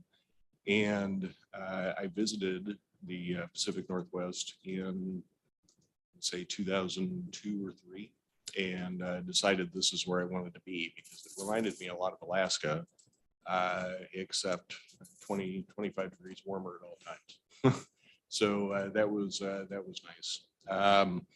Came to Oregon first and worked as a land use planner in Columbia County, and worked there for about a year, and then came to Washington primarily because of a state measure that's since been overturned, but came up to Washington in 2005 and have been working in various land use permitting, long range planning types of things since 2005 in Washington State. Spent nearly 10 years with Clark County, Washington as a project and program manager for sub-area planning, economic development elements of the comprehensive plan, parks and trails element of the comprehensive plan, and have been responsible for writing 4 comprehensive plans for different jurisdictions in the state. And then I became the community development director for the city of Ridgefield, which is about 10 miles north of Vancouver, and Vancouver, Washington. Always need to say that. That is the fastest growing city in the state of Washington and has been for quite some time organically, without annexation. So they are permitting about 400, between 350 and 450 new homes a year. So worked there for about 4 years. Also updated their comprehensive plan in 2016. And in 2019, I became the city manager for the city of Belton in Washington, about 15 miles west of Olympia. And that has been a significant challenge, but a fun one. They had at the time the last form of commission government in Washington state. So they were a 3-member commission for a city. It was the last one, and transitioned in May of 18 to a council manager form. So I've served as the first city manager of Shelton since that time, and required quite a bit of cultural change because in the commission form, you have a commissioner of public safety, you have a commissioner of public works, and a commissioner of finance. So the organization was very silent. Didn't communicate across departments, those types of things. Significant financial challenges, which we've since addressed and been able to turn. When I got there, they had adopted a deficit budget, which you can't do. So we got that straightened out. The years prior to my getting there, they had 6 and 7 audit findings. And since I've been there from the state auditor's office, and since I've been there, they've received no audit findings. We've received no audit findings. So straightening up the financial aspect, particularly for the community trust issue, part of it, I think, was a huge accomplishment. We've also been very successful with the state legislature on a number of issues. The latecomers agreement that I think I wrote about being one. We've also received grants for water and sewer improvements outside of the ARPA funds, which we all have access to. So that's kind of my background. Thank you. Mayor Pro Tem? Thank you, Mayor. Jeff, what experience do you have working in a political environment? Provide an example of when you stepped on a political landmine and what was the issue and how did you resolve it? So in Shelton, we had the opportunity, the city itself owns quite a bit of land. And in Shelton, we had the opportunity for about $65 million development to build affordable housing for members of the community. That housing is constrained everywhere, but it's significantly constrained in Shelton. And we proposed a 275 unit affordable housing complex that was our contribution within the land. Seen significant traffic improvements in the area. And in the context of Shelton, there is an old guard. It's been that way for years and years, and everybody know each other. Everybody knows each other. Everybody went to high school together, those types of things. But there was a community right outside the city limits that does not and will probably never want to be part of the city of Shelton. It was very upset with the proposal to develop this land because they like to use it as a park and those types of things. The way we resolved that is we presented it to the community, presented the opportunity to the community, and then had extensive public involvement opportunities with all of the communities, including the ones outside the city limits. We eventually withdrew the proposal, and the developer has since gone on and found other land to develop. Missed opportunity, but you have to accept the will of the people in the community, and it's the direction they wanted to go. Councilmember Steckler. Could you describe what you feel would be the ideal working relationship between the mayor and the city council, and discuss your approach to council relations, some of the key values that guide you? So in the council manager form of government, the mayor presides over the meetings. As I often like to tell our mayor down in Shelton, really the only difference between you and the others is if there's a disaster, you get to appear with me on CNN. That's pretty much the difference in my experience with this type of form of government. What was the second part of your question? I'm sorry. Discuss your approach to council relations, some of the key values that guide you. So my core values with respect to that relationship, I think, are honesty and integrity. The thing I find most valuable is always making sure that the council is informed. I do my absolute best to ensure that there are and never will be surprises. I am available at all times, day or night, by phone call, anytime. You know, my door is always open for council members to stop by with any questions or just to talk. And the same is true of the employee team.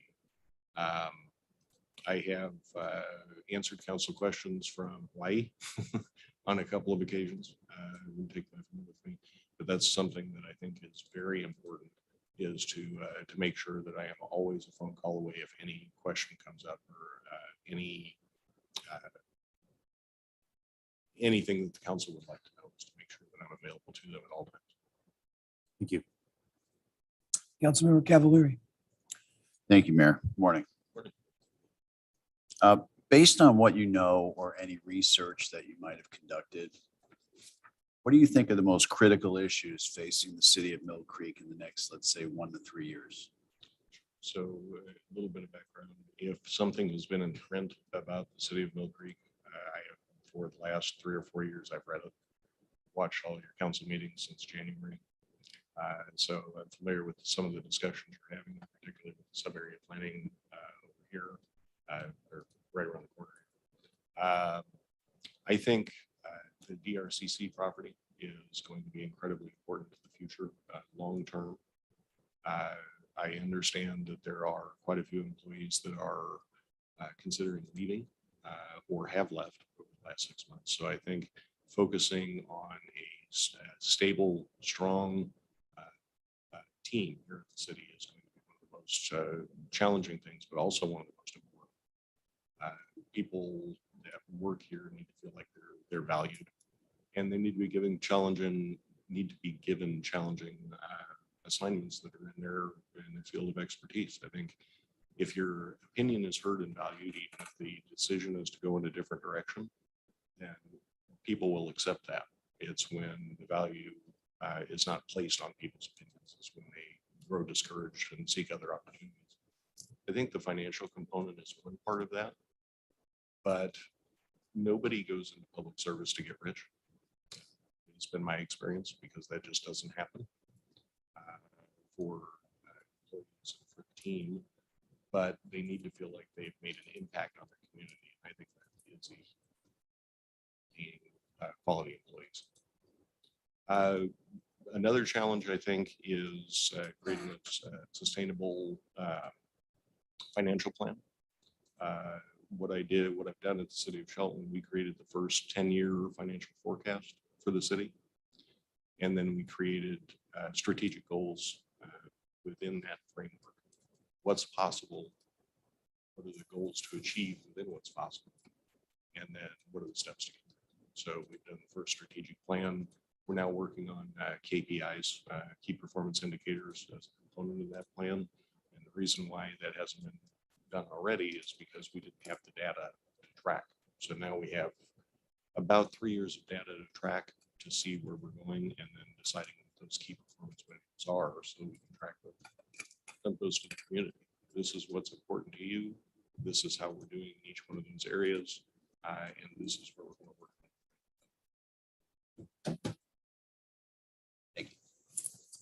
Councilmember Allison.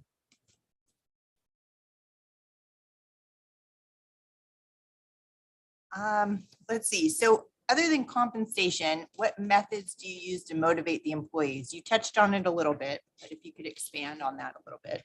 Sure. We do Employee of the Year is one component of it.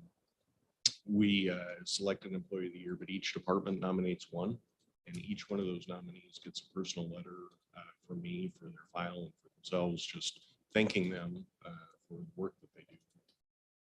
I think the other part of it is being available and having questions, having conversations with every one of the employees. What I did when I first got to Shelton was I made sure I visited each area, made sure everybody knew who I was. I thought their work was important no matter what it was. And I think that's a big component of it. But I think so praising people in public and telling them, that they did a great job or they did a difficult task well, even if it's something that they might not enjoy. I think hearing that from the people that you work with is incredibly important, and doing it in public is incredibly important. One of the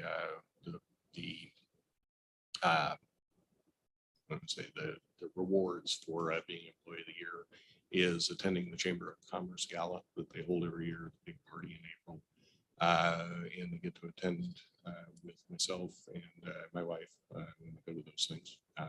Whether that's a reward or not, you'll have to ask the people that got to do it. But they get to do that. And we also do a radio interview with them so they can talk about the work that they do. I think one of the major problems it's kind of always been, we all heard, at least I did growing up, you can't fight City Hall. Heard that all the time. And the goal is to turn City Hall, we're not City Hall, we're people. And we want to humanize, put a face to the work that people are doing so that people in the community understand that everything that people do, everything that the employee team does is important and impacts the quality of life in some way. Councilmember Duque. Hello, I'm on your screen. Hi. Can you please describe your values on local government transparency and what public trust means to you? Transparency is incredibly important. People have, particularly now, but I think it's always been a little bit this way. People have a little distrust of institutions, and I think we're seeing that nationwide at the moment. And the city is an institution, and it's important to communicate what the city is doing proactively. And I mentioned earlier that I'm always available. I'm also always available to any community member that wants to speak with me. So I think it's important to be understanding of people's concerns and why they have that concern and talk about that. Spend time trying to understand what the community is worried about over the next month, 6 months, 10 years. And I spoke a little bit earlier, my core values, what I hold most dear is honesty. And I think transparency is a component of that. Honesty, integrity, and do what you say you're going to do when you're going to do it, and be reliable and trustworthy and taking care of that.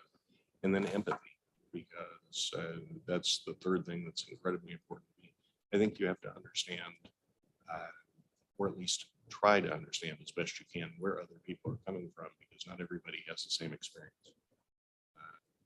I also think it's important to work with the community to find solutions.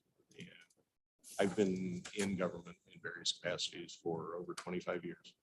So when I see a problem, I immediately go to a set way of solving that problem. And it's like every solution, if you're a nail, is the hammer, right? But I also understand that other people with different experiences and different backgrounds may have a solution to a problem that I hadn't considered, and that I would, because it's not in my background to consider things that way. And you have to be open to those ideas. You have to be open to other ideas that are outside your experience. I think that's very important for an institution, because we're actually here to serve the best interests of the community as a whole. Jeff, I'm going to take the liberty of turning one of our questions into a two-part question. The question is, give us examples of the types of projects you delegate to direct reports and the ones you keep for yourself and why you delegate the way you do. And the part that I'm going to add on is, you've got an extensive background in land use planning. So has it been difficult, and how do you delegate to your community development director without getting too hands-on? So one of the first things I did when I was selected as the city manager was sit down with each of the department heads talk to them about what are they doing now and what do they want to accomplish. And then on a more personal level, where do they want to go? You know, but how can I help you get to where you want to be? When I sat down with the community development director, the first thing I told him is, I understand your concerns, because if I was the community development director and we had a new city manager come in that had also done that role, I would be nervous that that new city manager would want to take over and direct my work. And I told him I would not do that, and I haven't. And the reason I don't think that's true, it goes back to the employee morale, or not think it's true. I think it's the right thing to do. It's going back to that employee morale, or that team morale. You have to allow people to do what they've been asked to do the way that they want to do it. I am, as long as they stay within ethical boundaries and transparency boundaries and those types of things, I think it's important that they have fulfilling work to do, and it's not something that I would want to take over. I know a lot of people say this, but I am absolutely not a micromanager. If I have to do the job, then why are you here? So let people do the work that they've been trained to do and that they enjoy doing. I think that's part of it. And to have a fulfilling professional life, you have to enjoy what you do. You have to have the ability to do it within your skill set. Thank you. Mayor Pro Tem. Thank you, Mayor. Jeff, in what ways are people most likely to misunderstand you?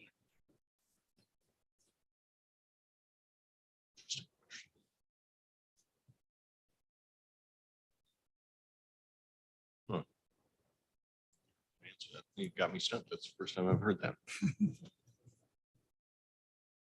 I think that it is imperative for a leader to make sure that there's no ambiguity in directions of the general directions of the overall organization. I think that misunderstanding, one of my practices that I try to keep true to is when I'm making a decision, I will ask for input from all sides. And then when the decision is made, and I want to encourage people to disagree with me, because I think if you stifle disagreement, you end up never hearing other opinions. So one of the things that I try to stay true to, one of the practices is after the decision is made, I go to the people that disagreed and I tell them why. I think explaining the whys is important, and that even though I didn't go their direction, I respect the fact that they were willing to share their opinion and disagree.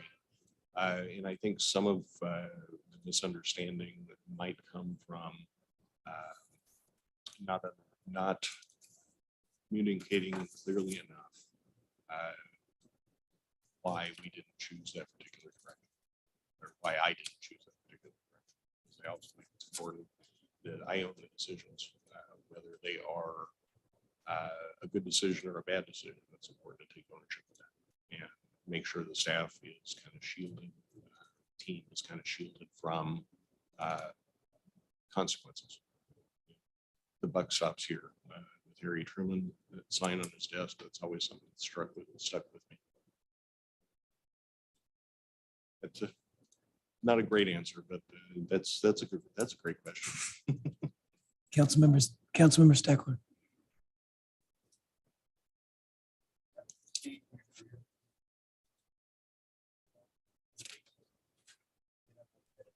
John, can't hear you for the recording. Thank you so much. I'm sorry, I forgot to press my button. So I'll repeat the question. Jeff, at this stage in your career, what motivates you? What makes you want to get up out of bed every morning? What motivates me is seeing things. Just go back a little bit. As a land use planner, I always enjoyed seeing something I worked on 5 years ago come out of the ground. I was part of that. I thought that was important. And to some extent, that's still true today, not necessarily with buildings, although those are still important, or new businesses, although those are incredibly important. But having an impact on the community, I think, is what motivated me to go into public service to begin with. Seeing quality of life, raising quality of life for the entire community is something that I think is very important to me. And that's why jurisdictions, roughly this size, I always said I knew I wanted to be a city manager when I was an undergrad. I had an internship with the Southern Nevada Water Authority. And so at that time, I kind of moved through that process of trying to determine what I wanted to be when I grew up.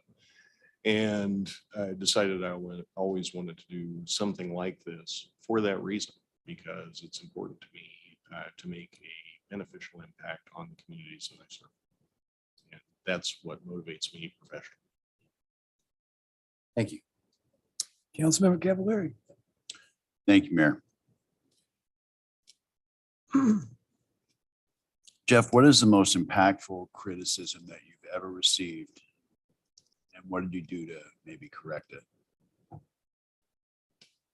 Very early in my career, I was told that you could see the emotion, mostly bad, but you could see the emotion, how I felt about a particular decision on I wore it on my sleeve. And I was told that it's important for people that work in government in particular to make sure that they share their opinions, make sure that they share their recommendations. But if a decision goes another way, it is up to you to implement that as best you can. And I think that's where I've kind of drawn my philosophy a little bit, is the elected representatives make the decisions for the community. And it's important to provide recommendations and the whys to those elected representatives. But you own the decision. We own the implementation. And it's important to implement that decision as best we can and do our absolute best to make sure that that decision is successful, whether we agree with it or not. And I think that is probably the most impactful criticism I received early on. Thank you. Councilmember Allison. What would your first 100 days look like on the job? What would you hope to accomplish? There's a second part to that, so answer that one first. Okay. First 100 days, I think, is going to be all about listening. Listening to each one of you and making sure I understand your perspective and what is important to each of you. I read a lot of leadership books because that aspect of public service is important to me. And there's one called The First 90 Days, and it's all about laying out the plan of what you're going to do in the first 90 days. And it focuses very heavily on listening to others within the organization and outside the organization to determine how you're perceived. So listening and having conversations with each of you, listening and meeting each one of the employee team, making sure they know who I am and that I'm available to discuss whatever they'd like to discuss. As long as it's not the Seahawks, because I'm not excited about the share at all. And then meeting with other representatives, other stakeholders, people in this community, for instance, from the Representative Town Center, from Chamber of Commerce, from the Mill Creek Homeowners Association, and then surrounding communities, from Everett to Bothell to Linwood, making sure I make those connections externally so that if there's collaboration opportunities, we can make that happen. Making sure I meet with and engage with our state delegation, Senator Levick and Representatives Bird and Unagi, making sure I meet with them, finding out what their interests are and expressing to them where the city would like to go. So I think the first is just first 100 days is about establishing relationships and making sure people know who I am and that I'm approachable and come talk to me. Or I'll come talk to you, one or the other. Thank you. And the second part of that is, how would you define a successful first year on the job? I think a successful first year on the job, it would be a happy employee team. And one of my personal quirks is, and I still say it on occasion, I have earlier today, but the term staff. I've never really liked that. I can't quite articulate why. It just feels like a top-down, approach to an organizational structure. I like to substitute staff with the word team, so the employee team, because I think that more represents a flatter organizational structure. I like to tell folks that I am I work with you, you work with me, you don't work for me. For that reason, and we all work together as a team to move the direction of the city forward. So I think probably the biggest thing in the first year is an inclusive culture here at the city, where people are happy to come to work and excited to come to work, because until that happens, the team won't be nearly as effective as it could be. Melissa? I appreciate that answer, because one of the next question I was going to ask you was about organizational culture, but I'm going to skip that because I felt that I answered that. So thank you. I'd love to know if you can give me an example or two about how leadership has made operations more efficient and effective in your current or most recent organization, and how have you made a difference? So I think that leadership in particular means standing up and making sure you stand up for the people that you work with. I think being out in front and people know that you will stand up and will not throw them under the bus for any reason at all. And I've seen that happen, and it's not pretty, and nobody enjoys it. And it not only affects the person that it happens to, it affects everybody, because everybody sees it. I think leadership is defining the direction of the organization and designing the organization in a way that is most efficient to accomplish the goals of council. I think that what those goals are, and making sure that the employee team knows what those goals are. One of the first things we did at Shelton was design those strategic goals for the community, 3-year strategic package. And then having every employee have that in their office or in their workspace, so that when they're making decisions, they know what's important to the council and what's important to the community. For every little decision that comes up through the course of a day, we all make 100 decisions a day, and keeping that insight in your workspace, I think, goes a long way toward accomplishing that, because it reinforces the direction of the organization where people want to go. I also think it's being visible. I've heard it termed leadership by walking around. If anybody's heard that term, just making sure that every team member knows who you are and knows that they can come and talk to you about anything, whether it's personal or whatever. I also think it's important to mentor people. If someone's crazy enough to want to do a job like this, then it's one of my responsibilities to help them get there. And I've sponsored several people that I think would be great in a leadership capacity. The WCMA, the Washington City Managers Association, has a program called the Northwest Women's Leadership Academy. And that is a program for future leaders to go through so that they are prepared when they want to take their first step into a job like this. Sponsored several people there. So that's kind of how I view leadership overall in the context of the city or a municipal organization. Jeff, tell us how you establish credibility and provide leadership and facilitate communications with those you work with on a regular basis. So establishing credibility, I think, goes back to one of my core values, which is the integrity part of it. So do what you're going to say when you say you're going to do it.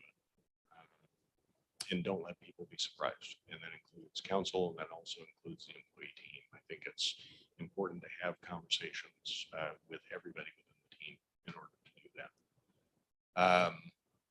I think communication internally, COVID taught us a lot about communication within that context.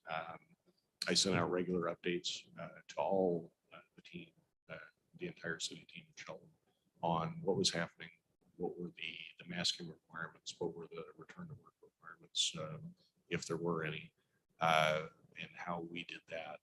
So in that context, it was important. I think another important part is we do in Shelton what we call all hands meetings. So we have all 104 employees gather together in a big conference center we have there and talk to them about various programs, whether it's a new insurance program or a new retirement opportunity, something coming down from the state or from WCIA or AWC or Social Security or various changes to make sure they're all informed. But then it's very important for each department and department head to update the entire team on what is happening in their department. What's the work plan for 2022? So that when they go to the grocery store or they're at the gas station and somebody sees them and says, "Hey, you work for the city. What do you know about this?" It's they have an answer most times, not always, but most times, because that establishes not only credibility for the individualization, it also helps the employees feel like they know what's going on in the city, and that expands out, in my experience, to the community. Your next door neighbor knows you work for the city. Hey, what's going on with this? Well, it's not my department. That's never a good answer. So providing some of those background pieces, and we try to do those once a month. It's been difficult during COVID for sure to gather with that many people in one spot, although it is getting better. But it's important for everybody in the city to kind of know what is happening in various places so they can have those answers. Thank you. Stephanie? Thank you, Mayor. Can you tell me a little bit about what is the most complex project that you have managed? Why was it complex? And what was your role and how did you handle it? Several to choose from, but I will use the comprehensive growth management update for the city of Richfield in 2016. So turned out the written portion of that document ended up over 1,000 pages, 1,118 if I remember right, and that involved extensive community outreach, because the first part of any comprehensive plan update is an adoption of the public involvement. And we went out and talked to communities and to neighborhoods about what they wanted to see 20 years in the future.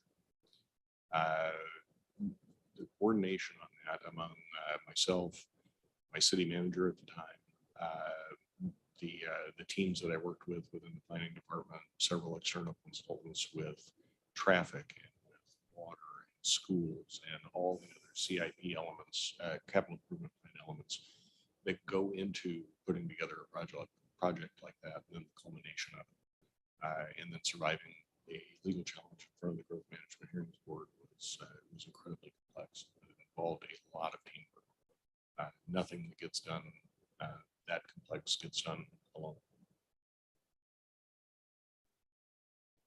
John?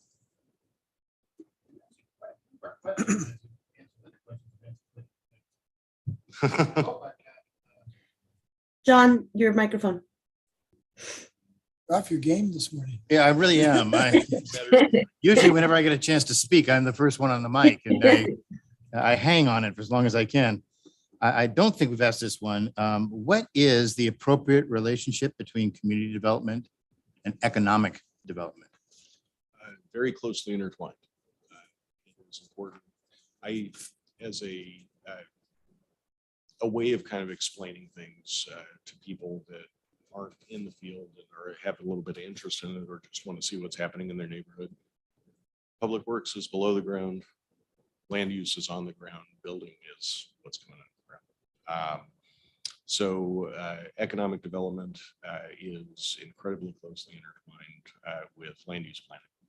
You have to zone things or have a vision for a certain piece of property that has the assets around it to support it. So you have to have the roads, the water, the sewer capacity, all those things that will support what the vision for that piece of property is.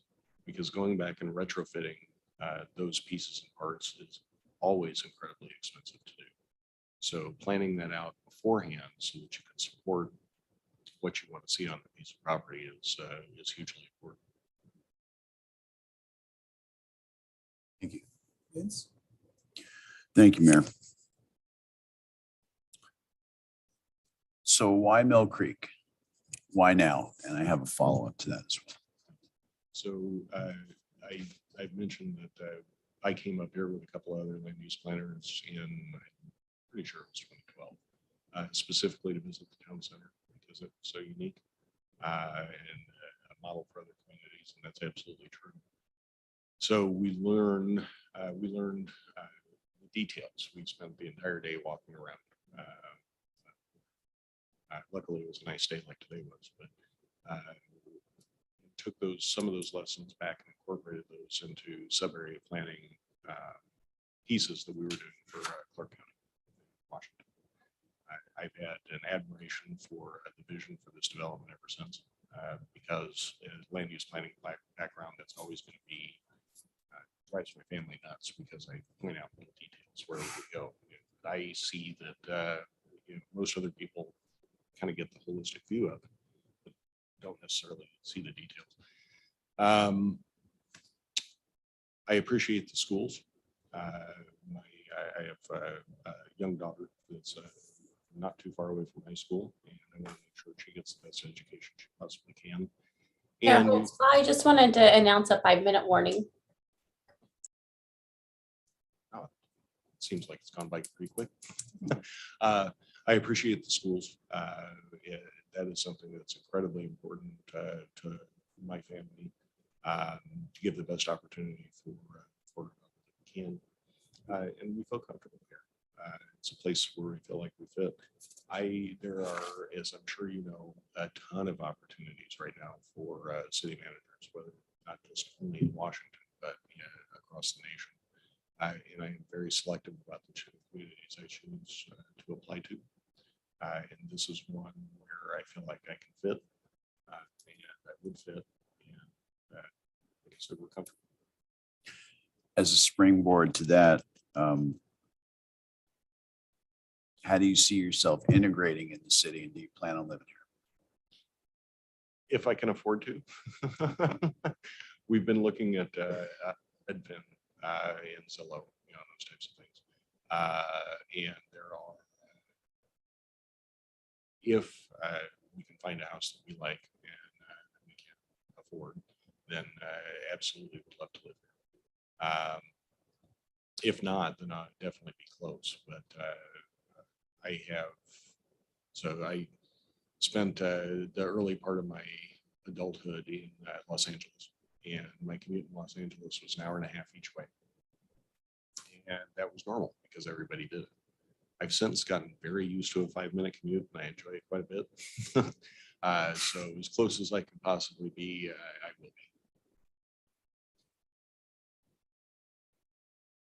be. Councilmember Allison? Yeah, maybe we should, I can make it quick. well, we got 3 or 4 minutes. Is there anything you want us to know or amplify in your prior answers? I mean, give the floor to you to tell us something that we haven't talked about that you want us to know about.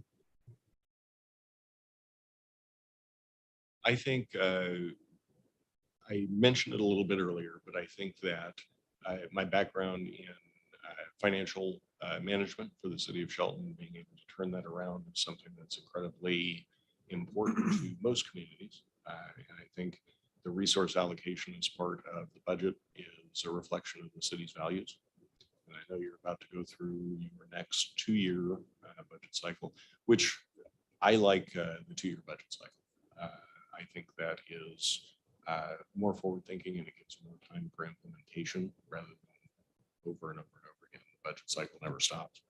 But I think my background in that, along with my background in land use planning, when the city has a comprehensive plan coming up at the end of 2024, I believe, and finding out how to accommodate the 3,800 people that are expected to be here in 2044 would be incredibly valuable. And like I said, I am not necessarily interested in any city manager job. I want this city manager job. So I think that's what I would need to implement. Anything else you want to ask? I think we've got about a minute left. Anyone have another question? Well, we each look forward to getting to sit down with you this afternoon. Thank you for your time spent this morning, and we'll see you this afternoon. Sounds good. I Thank you. appreciate the opportunity. Thank you, Jeff. Thank you.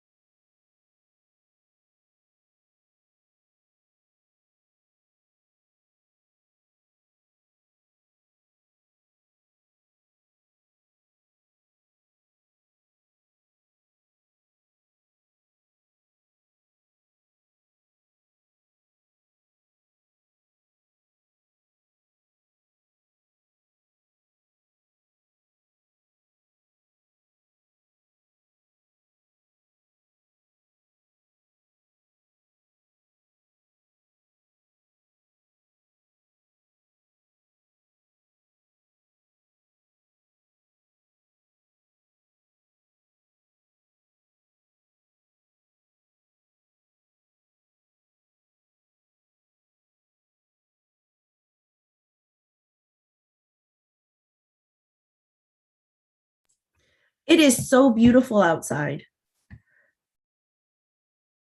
Oh, I can't hear you. Sorry.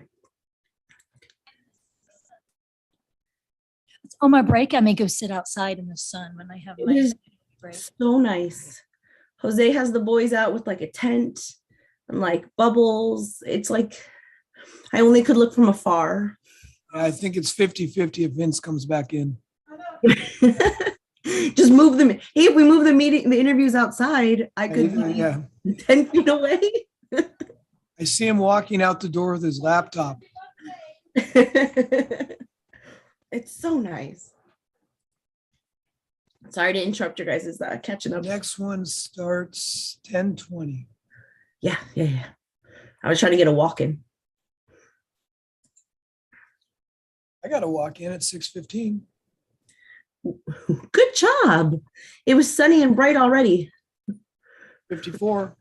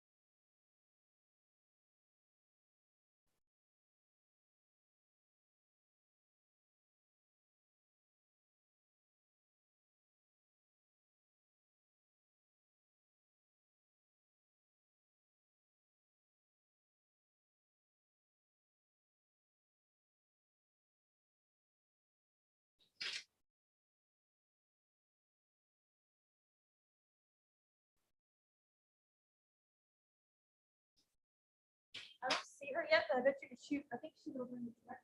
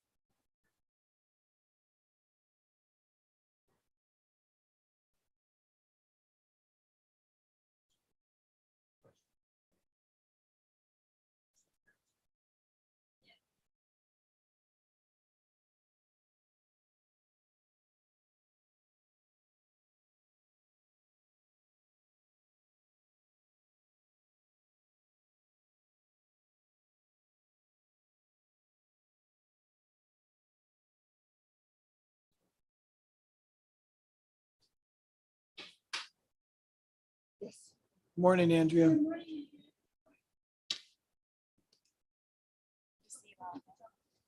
Yeah, we're always waiting for John.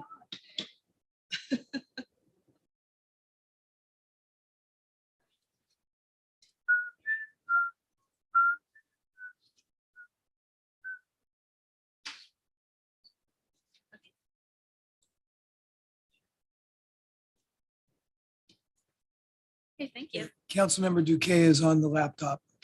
Hello. She is remote this morning, so have a multimedia. You got us up here and one of us on the screen. That's great. Well, as John makes his way back to the dais, I'll get us started. Good morning. Good morning. We've got a set of questions that we'll ask from the same set we use for all the candidates. And so I'll start off with the first question and then we'll just go down the dais and spend 45 minutes asking some questions. Great. So we'll get started by if you would introduce yourself and give us an overview of your experience and tell us what you think you can bring to the city of Mill Creek. Great, thank you. So I'm Andrea Snyder. I currently serve as the Deputy City Administrator for the City of Issaquah. In Issaquah, I oversee public works and community planning and development and a number of other special projects, including long-term capital planning. And other experience and qualifications, I graduated from the University of Washington with my master's in public administration. I have since served the cities of Kirkland, Burien, Seattle, and also King County Metro Transit for a number of years. What qualifications that I could bring to Mill Creek is I think that I have a match between some of the highest priorities of council and of the community and my experience. And the first of those being communication. So I know that it's one of the priorities of council to develop better relationships in the community. And it's something that I really enjoy doing and have a history of doing in my different roles. And I know that it's a priority of council for the city manager to represent the city outside of city boundaries and help facilitate those relationships with other municipalities, the county, or other organizations, and see about bringing partnerships into Mill Creek that could benefit Mill Creek. And so I have a history of experience doing that as well. In my former roles in economic development or as the Deputy City Administrator for Issaquah, I do these things quite regularly, and I can talk more about them and give examples about them if you'd like. Another priority I understand is economic development, and I have 8 years direct experience in economic development where I have helped businesses expand and grow. I've helped attract businesses. I've done tourism promotion, and I've done those for a number of different cities. And so I have experience there that I can bring to Mill Creek. Finally, I know that the staff is also a concern. There's been a lot of turnover among staff, and that's brought some of its own challenges to the city and operations. And for the past several years in Issaquah, I have facilitated a staff team that represents all the departments, and we have been asking the question, what can we do to be an employer of choice and a place where employees really want to stay? And how can we be, the best place to work? And so we have been doing surveys and focus groups and came up with an action plan and have been working on that action plan. And I think we've been making some really good progress. And we just had another employee survey 2 months ago and had really good results out of that survey. Even coming out of the pandemic, even all the chaos that brought to everyone, our staff are pretty happy where they are. And so nothing's perfect. There's things that we can do, but we're working on those things and having those conversations. And it's been really a great experience. So I can bring some of those ideas to Mill Creek, and also just even the process that we used so that we can find out how can Mill Creek retain its employees and be that employer of choice, so that our employees stay and flourish here. Thank you. Stephanie. Thank you, Mayor. Thank you for coming in today, Andrea. My first question is, what experience do you have working in a political environment? Provide an example of when you stepped on a political landmine, and what was the issue and how did you resolve it? So I don't know that I personally stepped on this political landmine, but it was an issue of great controversy in Issaquah for years.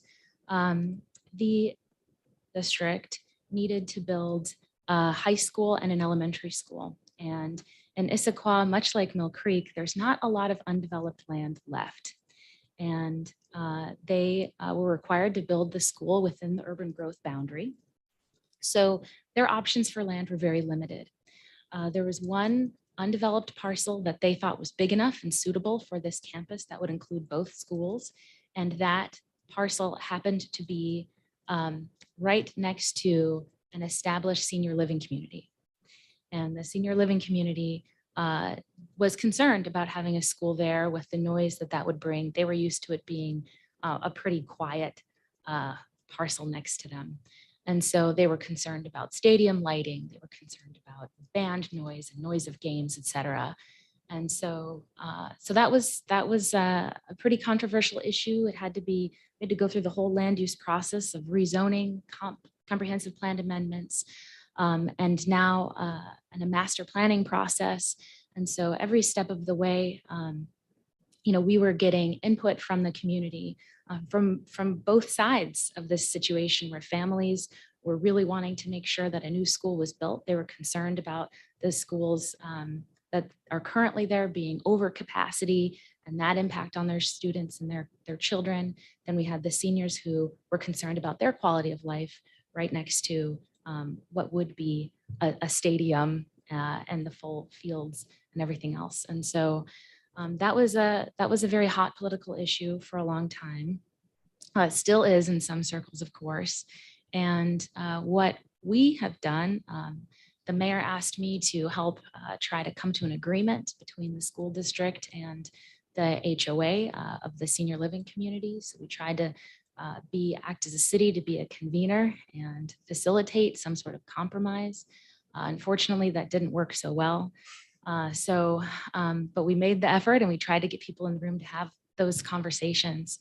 And then we wanted to make sure that we were doing everything really by the book, despite all the pressures from both sides.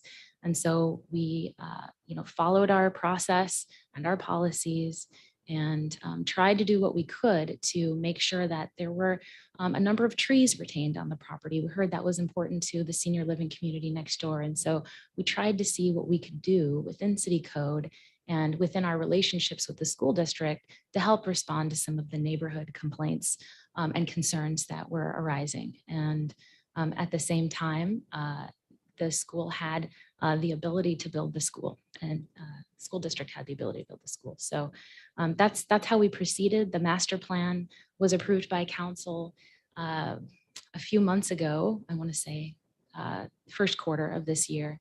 And like I said, we're proceeding with permits for that property. There's a couple of things that we did get the school district to agree to about quiet hours, so that the games and the lights and everything aren't happening too late at night for the seniors next door. So we really tried to develop those types of compromises. But that was probably one of the biggest, most political issues we've had in a while. Hi, Andrew. Describe what you feel would be the ideal working relationship with the mayor and the city council, and discuss what would be your approach to council relations and some of the key values that guide you. Thank you for that question. I think of us as a team. So the administration and the council is a team that works together for the betterment of the community, but we all have different roles to play on that team. And so I would want to make sure how I would approach that relationship is honest and open and direct communication. I tend to ask a lot of questions to make sure that I'm not making assumptions about what council wants. I would have regular and frequent meetings with each of you individually, just so that I understand what your perspective is on issues, so that you have all the information that you need. I would also make sure that all of you have the same information. So if somebody has a question, I'd supply that answer to everyone, so that you're all operating at the same level of information at the same time. And then I would ask that you do the same. So if you have questions of the administration, that you would come to me and I would help get you answers. So values, in terms of values, equal information, no surprises. No surprises also goes both ways. So I want to make sure that you're never caught by a community member who's saying, hey, what happened over there? And that you have that answer. And I also want to make sure that if you have questions or concerns about an item at a council meeting or agenda or something the administration is doing, that you can ask me that in advance of the meeting, so that I'm not caught on camera with a surprise or, don't know the answer. So as much as that's possible, I think, the rule of no surprises is beneficial to both parties. Other values, I would say honesty, transparency. I'm a pretty direct communicator. And so that's how I operate. And I appreciate direct questions as well. Thank you, Mayor. Morning, Andrea. Good morning. Based on what you know or any research that you've conducted, what are the most pressing issues you see facing the city of Mill Creek for the next, let's say, 1 to 3 years? Pressing issues, I'd say first and foremost is staff. I know that there's a number of vacancies still within the city team, and I'd want to make sure that we're doing what we can to fill those vacancies and retain the staff that we have. And that includes the police department as well. I'm concerned about the levels of staffing in the police department and that effect on public safety. I want to be able to retain the officers that we have and obviously fill those positions. It's incredibly difficult right now to fill officer positions. Every city in America is having this issue, including Western Washington. And so that would be something that I would want to focus on immediately, in addition to other parts of the organization, not just police. So that's one pressing issue. I know that a council priority is the DRCC property. That's fun stuff. You know, I think that would be a great way to engage the community and come up with a plan. So I think that I look forward to that process. I think that's going to be great to respond to some of the community's needs and come up with a vision for that property. It's a great opportunity. In addition, you know, there's the strategic plan, the budget, I think, is something that I'm thinking about. While Mill Creek has resources, I'm concerned about long-term financial sustainability.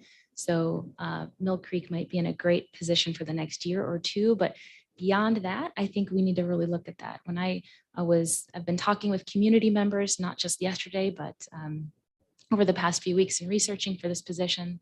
And I've been hearing that residents want to see Mill Creek do the basics better. And by basics, I mean things like road maintenance, things like landscaping, those things. And the city of Mill Creek is limited in their response by the resources that they have. So the Public Works team is a team of 5, a mighty team of 5 who maintain these areas, and they do great work, but that's a small number for the work that they do in the city area that they cover. So I would want to look at how can we make sure that we have the resources to answer the community's needs and their desires for the cities to do those basics better.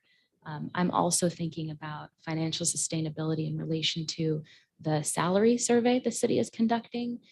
If it's true that city wages are below market, then that's going to affect the long-term picture in terms of fiscal sustainability.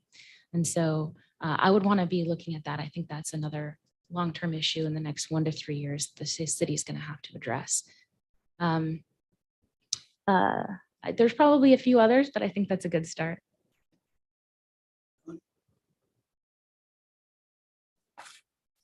Hi, Andrea. Let's see, other than compensation, what methods do you think you would use to motivate employees? Well, from what I understand, recognition has perhaps been lacking in the past for city staff. And so I would want to have these conversations first with city staff and ask the questions. I don't like coming into a situation where I feel like I know everything and I can just impose all of these solutions that have worked in other places. I want to find out what's going to work in Mill Creek. And so that means asking a lot of questions and developing relationships where people can provide candid and honest answers. And so I want to be asking staff, you know, how is it to work here? What are some of the things that are challenges to you? What would make you feel valued? What would make your work feel meaningful? Are you connected to the mission of the city? Are you connected to the community? Do you know how important the work is that you do?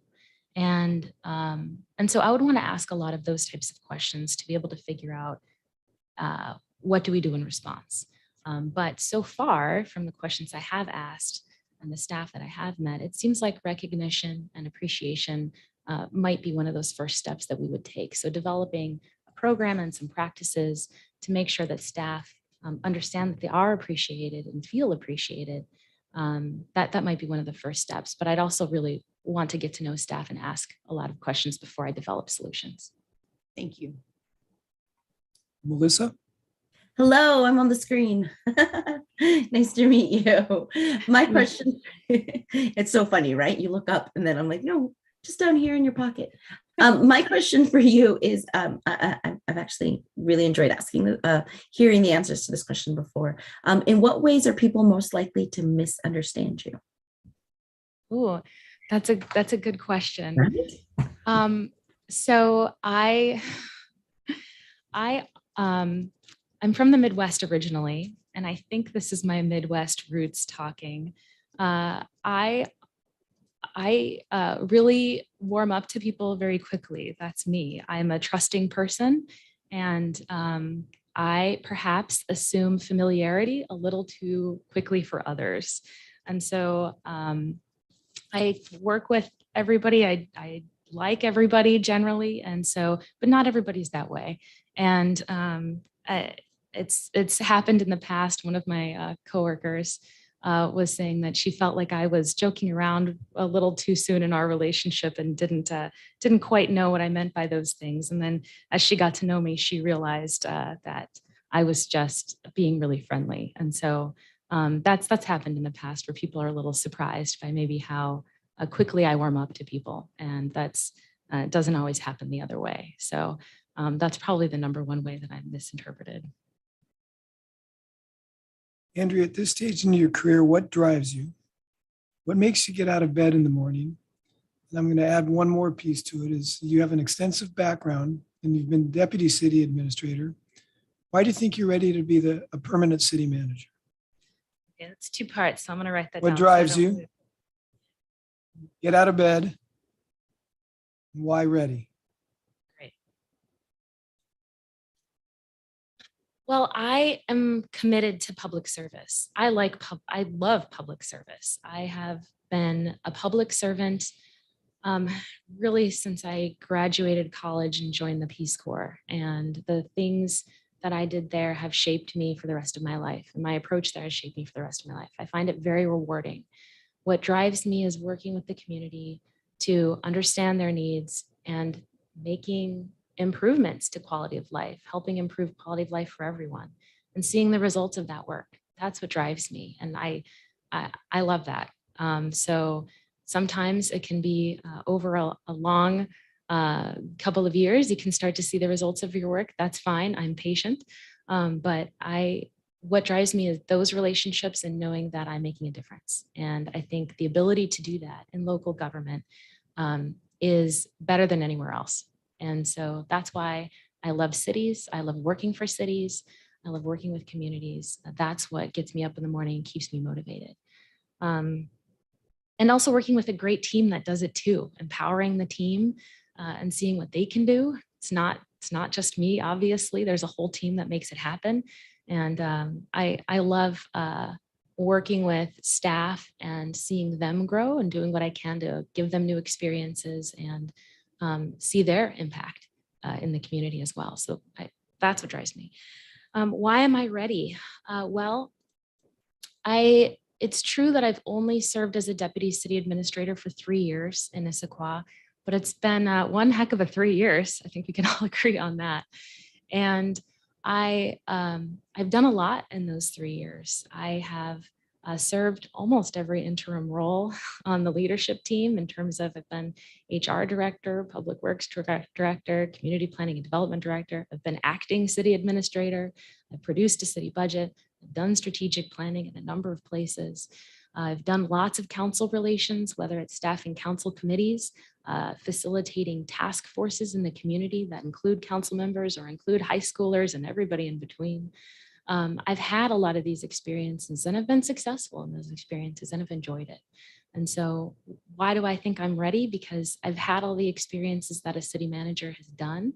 And I have been successful in that and I've enjoyed it. So that's why I think I'm ready. And particularly for Mill Creek, I think I'm ready again, because I believe that those experiences and skill sets that I've developed speak directly to some of your highest priorities. And so that's why I'm here. When I look for a city to apply for or to work for, I think, what can I contribute? And that's why I applied for Mill Creek, because I think that experience can come to bear here and be of benefit. Thank you. John?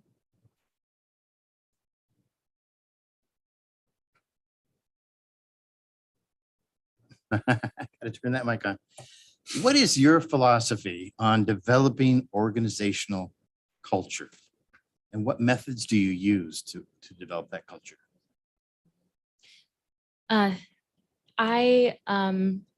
I'm going to use that example of what we call our employee experience team. That's a team of employees that represents every department in the city and all different levels of the city too. It's not full of managers and directors. It's all types of employees are on that team. And what we did, the city of Issaquah was facing really high turnover a few years ago. And what we did was we took that seriously and we formed focus groups among staff. We had that facilitated by a third party so that staff felt free to provide information and be candid and honest. We did anonymous surveys and we went through this really extensive outreach process where we learned what are some of the problems that staff are really facing? What are the themes within that? And so we had heard growth and development was something staff wanted to address. They didn't feel like we were doing enough in terms of training or preparing them for the jobs that they had or where they could grow. We heard that connection and feedback was an issue. So we did a lot in terms of developing programs to address connection and feedback and fun in the organization. We had siloing of our employees. That wasn't good for our organization. It wasn't good for staff. And so we've done a lot in terms of trying to build the team, build connections, and even have a little bit of fun at work. It's okay. And we also have been working on feedback and performance evaluations and trying to make sure that employees are getting frequent and honest feedback and that they can provide frequent and honest. So that's some of the methodologies that I've used. And like I said, we had an employee survey 2 months ago and got back really good results from our staff that I'm proud of. So I think what we're doing is working. And there's certainly more work that we can do, but it's a continuous process, right? Continuous improvement. We are never done. Things are always changing as new staff come aboard or new challenges are faced. And so I found that it's worth it to invest in organizational culture. The other thing that we've done outside of the employee experience team or with an employee experience team, we also have an equity team that looks at equity within the organization. So how can we be sure that that staff are feeling like it's an welcome and a place that's free of discrimination or harassment. We have also really looked at our values. A lot of times organizations come up with their organizational values and everybody has this process to do it and then they sit on a shelf and nobody ever mentions it again. In Issaquah, we're very different. We talk about our values all the time. And I mean, every week the leadership team picks one of the values and talks about it. What does this value mean to us? How is it challenged this week? Who did a great job in demonstrating these values this week? How was this value used in the decision-making process? So that's another thing that I think is really important to the organizational culture is how you use your values in the decision-making process, in the hiring process, in the accountability process, in also when you're making tough decisions of policy. How are you using your values? It's something that I talk about a lot and infuse into my daily practice and make sure that my team understands that and uses those values as well. And I think that goes a long way for organizational culture to rally around the mission and the values that you have.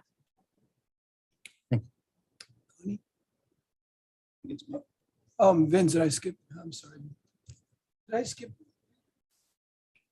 It's a long day. You're a skipper. Stephanie and then Vince.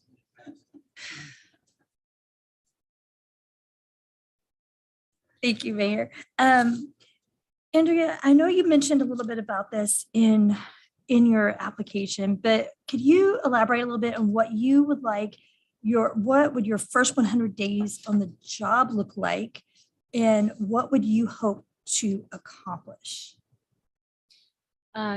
Yes. So first 100 days on the job, I think there's a lot that just realistically needs to get done, right? So there's the strategic planning process. I like to have the strategic plan guide the budget process.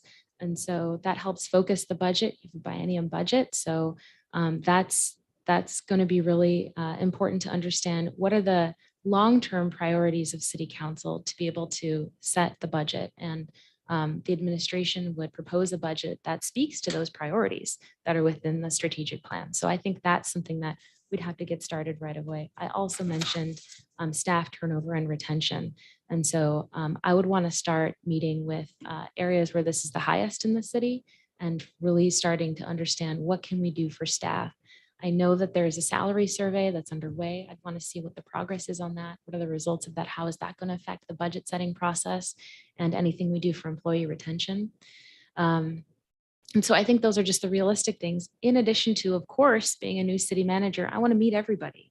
So I'm going to spend time not only meeting with every staff member in the first 90 days, but also meeting with as many community members as I possibly can. So I would ask you for a list of people that I should meet and talk with, and then ask those people who I should meet and talk with and go from there. I would also want to introduce myself. I would be new in Snohomish County, so I'd want to introduce myself to my counterparts within the county government itself, but also our surrounding cities.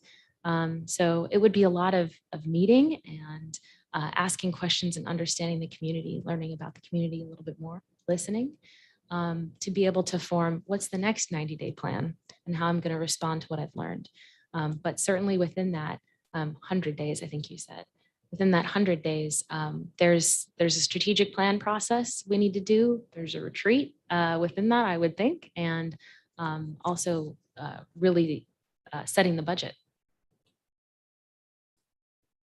Thank you, Andrea. And there's actually, there's a second part to this question too. So I just lost my question. Now. How would you, so then with all that, how would you define success after the first year on the job? Well, I said that staffing and turnover with staffing was one of the issues that we'd need to work on. Success within the first year would be how many positions have we filled versus how many are vacant within, looking a year ahead. And so I'd want to look at that. I'd want to understand how are we in terms of culture and the risk of more turnover. So how's the morale of staff from when I started to a year from now? That would be something I would look at and we could measure. And then I would want to look at how are we doing on the budget, meeting those budgetary needs? How are we doing with, as I meet with community members continuously with their issues that they want to us to do better? I talked about doing the basics better. How are we in meeting those expectations of the community? So those would be things that I think we should take a look at. I talked about budget management and making sure that we are on track with the budget. I'd want to look at revenues as well. How are the revenues doing? We are in an uncertain economic future at this point. We don't know what's going to happen within the next year. I think all the economists have been having rather gloomy projections. And so we would need to make sure that we are maintaining fiscal responsibility within that economic outlook. And so that'd be another measure of success, is how are we doing in relation to the resources that we have. And then I'd want to make sure that we've made progress on our work plan items, right? So do we have a vision for DRCC finally after all these years? How are we doing on the sub area plan? Do we have a good, are we in a good place with that? And a number of the other work plan priorities, making sure that we're on track and making good progress on those things. Thank you. Yes. Thank you, Mayor. What was the most complex project that you've managed and what was your role? I laugh because this project is incredibly complex.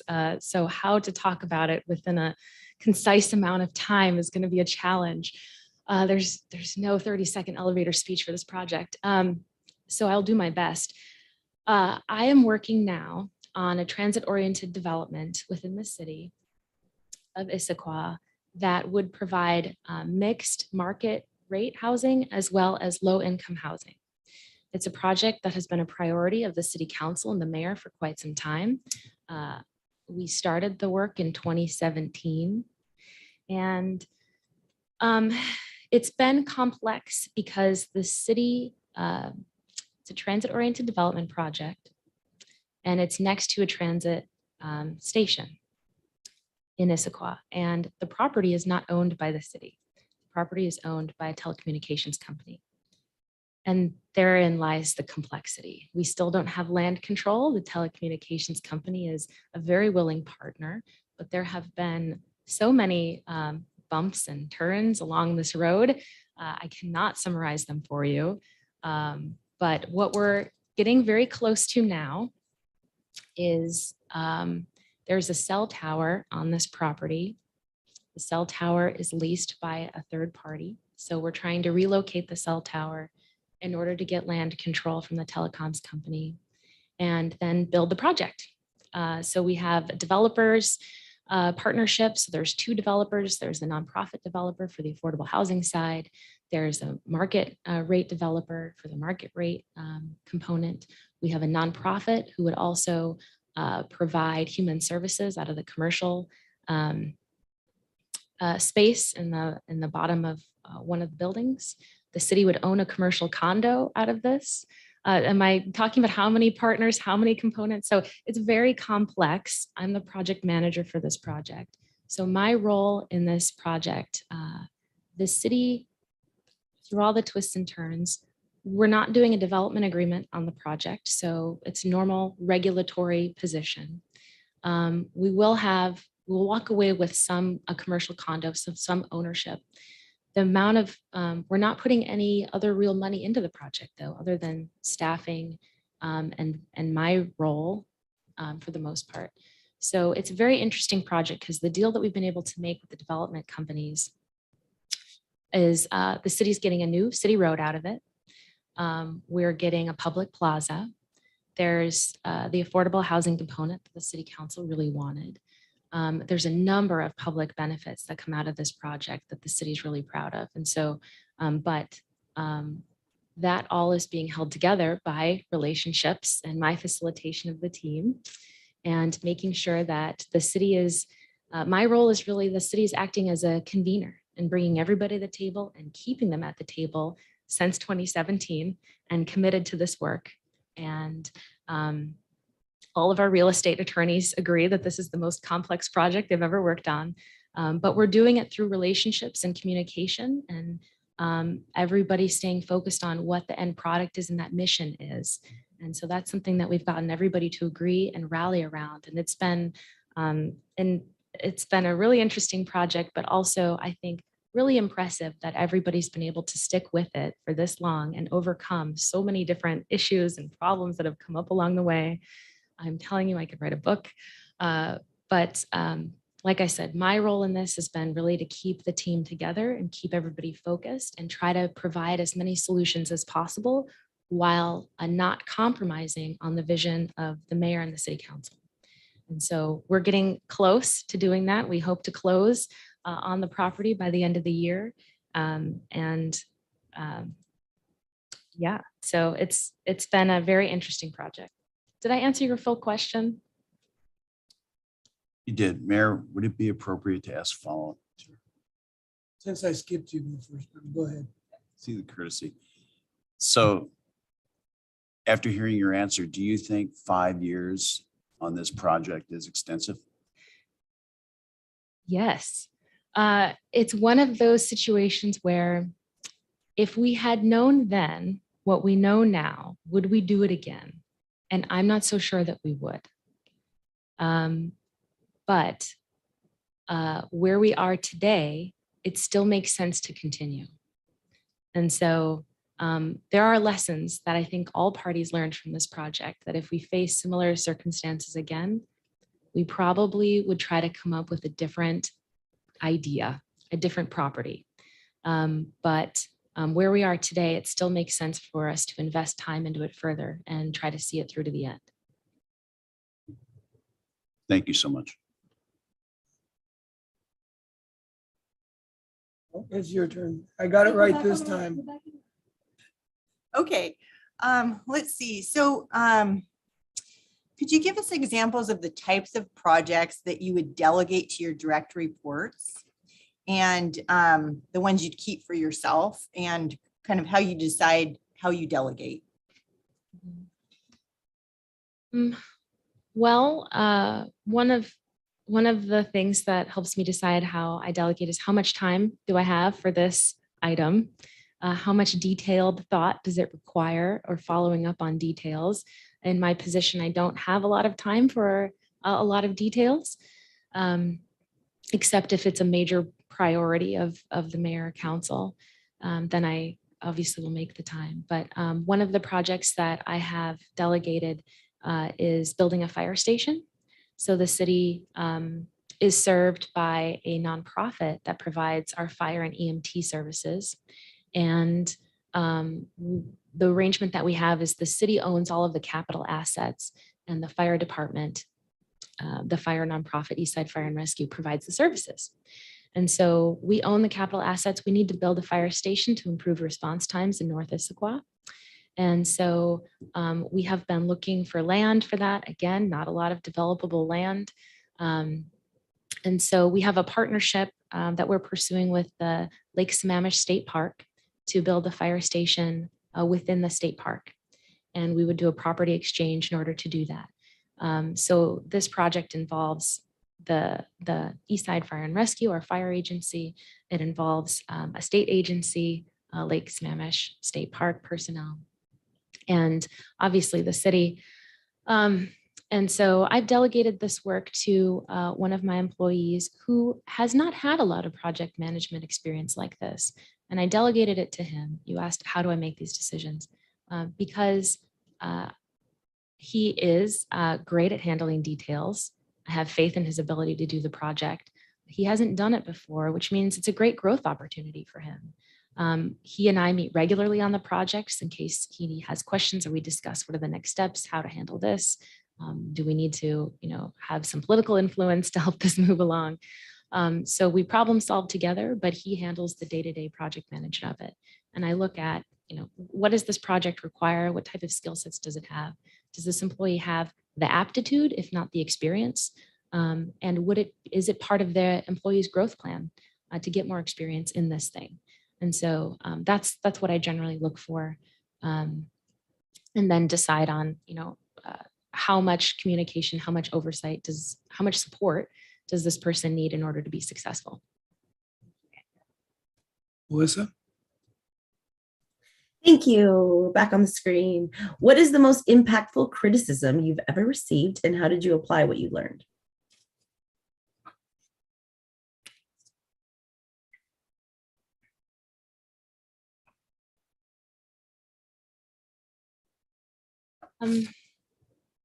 I think early on, it's been a few years now, but probably the most impactful criticism that I received as a young staffer, you know a lot about your specific area, and you want to convey all of the information you have, every single detail.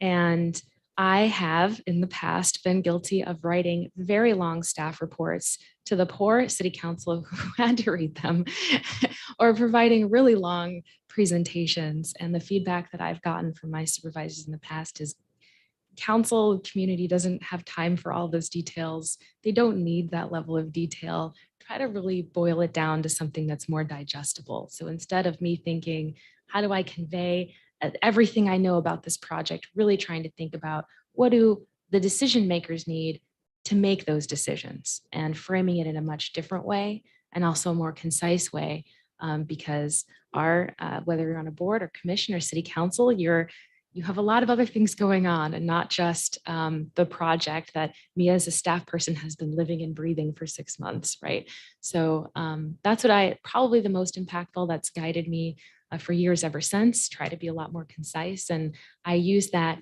daily with the staff that I coach.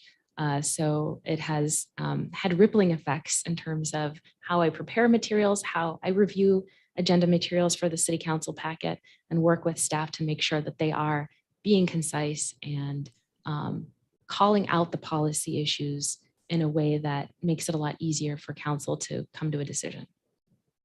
Mayor Holtzclaw, I'd like to just announce 5 minutes for this candidate remain. Okay, thank you. Since we have 5 minutes, I'll give you 2 questions. We can wrap up with them. One is, tell us about how you establish credibility, provide leadership, and facilitate communications with those you work with. And then the last is just a catch-all. Is there anything you want to tell us that we haven't talked about?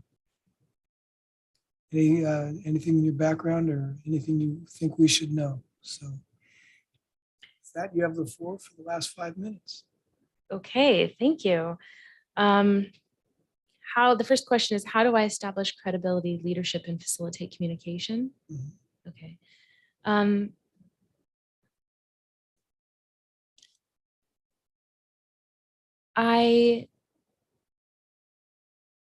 I ask a lot of questions and I listen very deeply. That's how I start.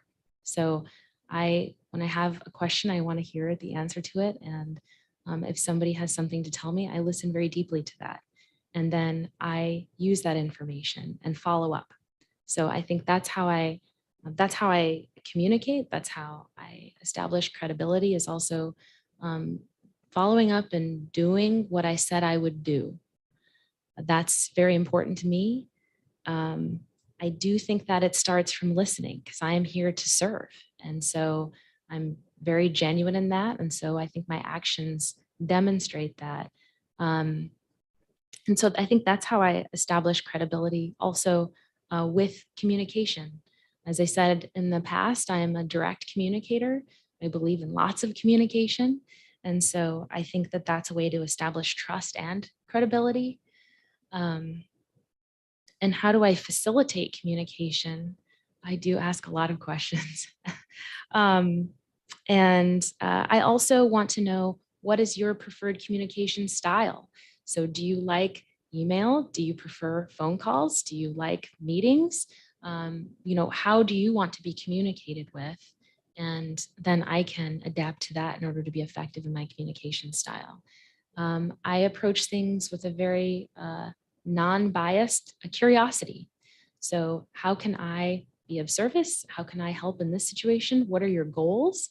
And go from there. So I think that's really important in a city manager when you think about credibility, when you think about facilitating good communication, is not coming in with preconceived notions or assumptions, but really asking the question, wanting to know the answer, and listening and doing it from an unbiased way. So I think that's how I establish credibility. Leadership, I start from a place of listening again, and look for my spot, my role to help fulfill those needs. So sometimes the leader needs to step back and let things happen, let the staff do what they do best and not get in the way of things. Sometimes leaders need to make the tough decisions and step in front. And I adapt to what the situation requires. So that's kind of my leadership philosophy, is identifying what really is my role here. When do I need to be the one in front, showing strong leadership, making tough decisions and decisive action? When do I need to step back and let others lead, or let the staff develop and grow, and let the experts talk? So that's another philosophy of how I approach leadership. The catch-all, anything that I would tell you In a minute. In 1 minute. In a minute, we're down to the wire. Okay, good to know. Just that I am a passionate public servant, and I started public service by going around a small village with a pad of paper and asking, what do you need? What would make your life better? And then responding to those needs. That's the same way that I approach my job today. And that's what gets me out of bed every morning and what fuels me along. So I appreciate the opportunity to come before you today and be interviewed and to be a part of this process. Thank you so much for your consideration and all of your time on a very beautiful Saturday. Appreciate that. And thank you. Well, thank you. And we look forward to getting to spend some time individually with you this afternoon. So we will take a break for 10 minutes before we do our last panel interview. So be in a mini recess for 10 minutes.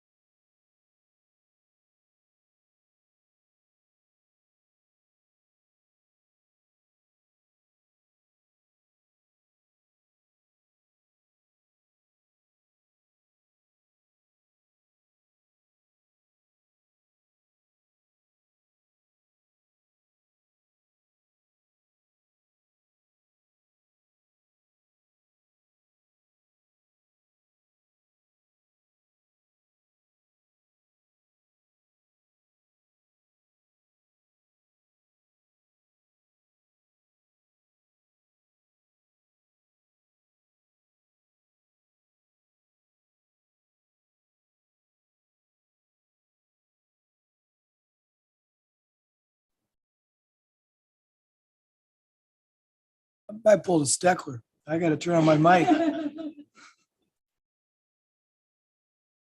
Okay, Melissa, you ready? Okay, welcome, Martin. Our last panel interview of the morning. So we have a set of questions that we'll be asking from. We have been asking from. I'll ask the first question and then we'll go up and down the dais and we'll talk for 45 minutes. Yes, Melissa. I don't see Martin, although I know Martin. Is the laptop? This is Joe. I'll be right out. Thank you. Only because it's recorded and I want him to have the same. It's not on. Yeah, I think. Oh, I think Joe's going to come in and. Okay. That's not too bad. It only took us, what, almost 3 hours to have our first computer malfunction. Battery's low.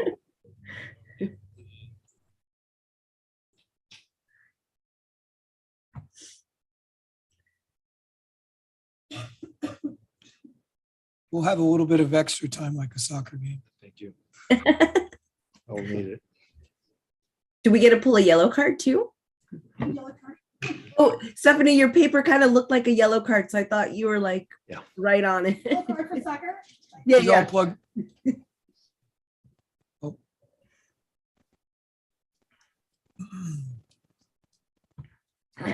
Sorry.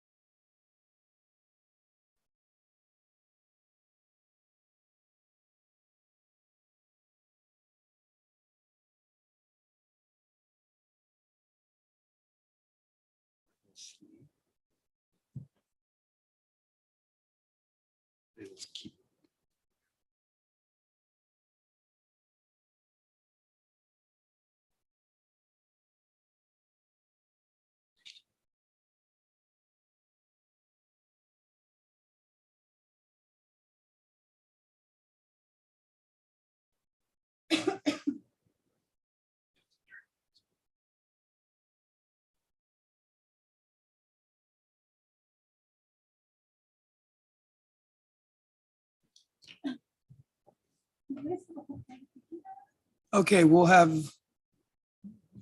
go until 12:03. We've got about 3 minutes of extra time. So Martin, welcome. We'll start off by having you introduce yourself, give us an overview of your experience, and tell us what you think you would bring to the city of Mill Creek as the city manager.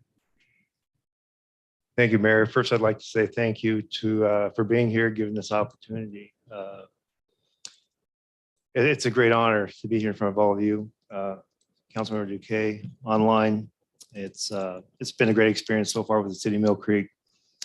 I've lived in the state of Washington my entire life. Established my career here, raised a family here. From a career standpoint, over my 20 years of public administration experience, I've developed a quite extensive knowledge base on RCWs, on state and local laws that govern labor, policing, reform legislation, growth management, housing, homelessness, and most of all, financial management. Most of my career has been with the city of Seattle, working as both in the supervisory role and as a manager, a fiscal manager for the Seattle Police Department. In the packet, what doesn't show is that the bulk of my experience with the city has been from 1996 through 2004, where I held a supervisory accounting position with the city of Seattle. During that time, the strength of my career as a leadership and manager in public administration has been as a fiscal manager with the Seattle Police Department, where I worked with council through policy advisors, managed the financial operations, and I worked with high-level executives making decisions on projects, funding options, And so for anything related to finance, accounting and budgeting. A few highlights of my career also include in 2004, starting a small company, it's a delivery company called B2B Delivery Service, where I learned really the impact a small business has on our communities and how important it is, all the tax revenues that the local municipalities generate from all these businesses. Small businesses is critical across the entire country. From 2004 to 2007, I consulted with Pacific Northwest Advisors. Great experience helping small and medium businesses improve various parts of their operations. It's more efficiency related types of consulting that I did then. In 1988, I did obtain my Bachelor of Arts in Accounting from Seattle University. Great education. In 2005, I obtained my MBA from Seattle University as well, specifically in strategy and management. It was a great compliment. I had to make a big decision whether I'd go for the MPA or MBA. And I went for the MBA because I felt that it had a more practical application that I could apply with my public administration experience. In 2017, working with the city of Seattle as a leader, manager, fiscal manager, I was appointed by then Mayor Ed Murray to be part of a 16-team cohort to work on city projects, one of 4 city projects. At the time, there were a number of issues that the city was incurring or was working on. So ours was actually a teleworking project, which never got implemented, but probably should have because it was actually, we actually developed the process right before the pandemic. In 2021, I was appointed to the Crime Stoppers Board of Crime Stoppers of Puget Sound. Over my years of experience, I've accumulated a lot of different types of experience across a lot of different disciplines. What's really important is something I've learned over the years is leadership. Really, the core of excellent leadership is based on information, the ability to make really good decisions. And those decisions can only be made with a breadth of expertise in education that spans a lot of different disciplines. So that's why I bring the city of Mill Creek, is the ability to make good decisions based on that types of information that spans all those disciplines. Thank you. Thank you, Mayor. Thank you, Martin. It's nice to have you in here with us today. My question is, what experience do you have working in a political environment? Provide an example of when you stepped on a political landmine, and what was the issue and how did you resolve it?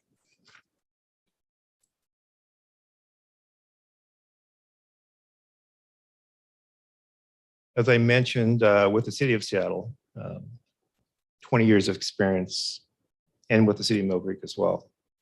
I don't believe I ever stepped on a political landmine, but I did come close. May of 2020, after the killing of George Floyd, the Seattle Police Department was under tremendous pressure from a financial standpoint. And I think we're all aware of what was occurring during that time. I was in charge of the department's entire budget, $400 million. I was working closely with policy advisors in the mayor's office, advising on a number of things related to finance and not reducing our budget. Numerous public disclosure requests would come into our office asking about our entire cost structure. Pieces of it, salaries, equipment, crowd control. One big one was crowd control. When that request came in, I submitted it back to the policy advisors in the mayor's office. It was around $220,000. Come to find out, after more discussions, and this was a request from the media. I think it was Cairo. I can't remember exact the media, but that was one of the agencies. What they were actually asking for was the cost of the total of less lethal equipment. That was more important at the time. They wanted to understand whether it was spray canisters, blast balls, or the rubber bullets that were used during the protests. And so I actually, with the policy advisor, we overstated the request by probably 130 million. I'm sorry, 130,000. So would have been a landmine possibly, given the sensitivity of the issues during that time. But that was my closest situation with potentially stepping on a landmine. Thanks. Martin, here's a question tailored a little bit for you and to put you on level with the other candidates. But based on what you've learned in the last 6+ months as the interim, forget all the reports that have been created. In your experience, in your opinion, what are the most significant issues facing Mill Creek in the next 1 to 3 years? There are 4. First one's rebuilding the city or continuing. I started it and we've been successful so far. We have to focus not only on staffing the budget positions, but also addressing any additional capacity needs across the entire city and all departments going forward. Developing that strong foundation and positioning the city moving forward is critical for while we also look at the long-term needs of the city. That includes working on community engagement and also building our culture and continuing to increase morale across the city. We still have a lot of work to do. The second is cost management. We're doing a lot of things right now to improve the well-being of our employees in the city. We're working on projects. As we move forward without any one-time revenues from development, we're going to have to find ways of generating new revenue, whether it's incremental or revenue that is in new streams that are coming in. Our city is aging. We need to develop a maintenance and CIP plan. That's going to come at a cost. That has to be aligned with our aging needs as well.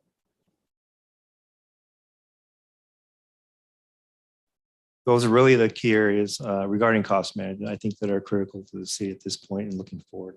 The third thing is the 19-acre property, the DRCC.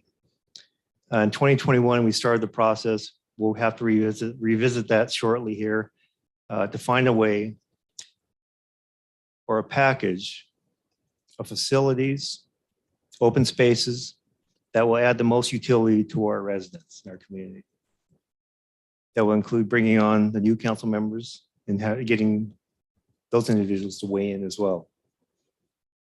The fourth,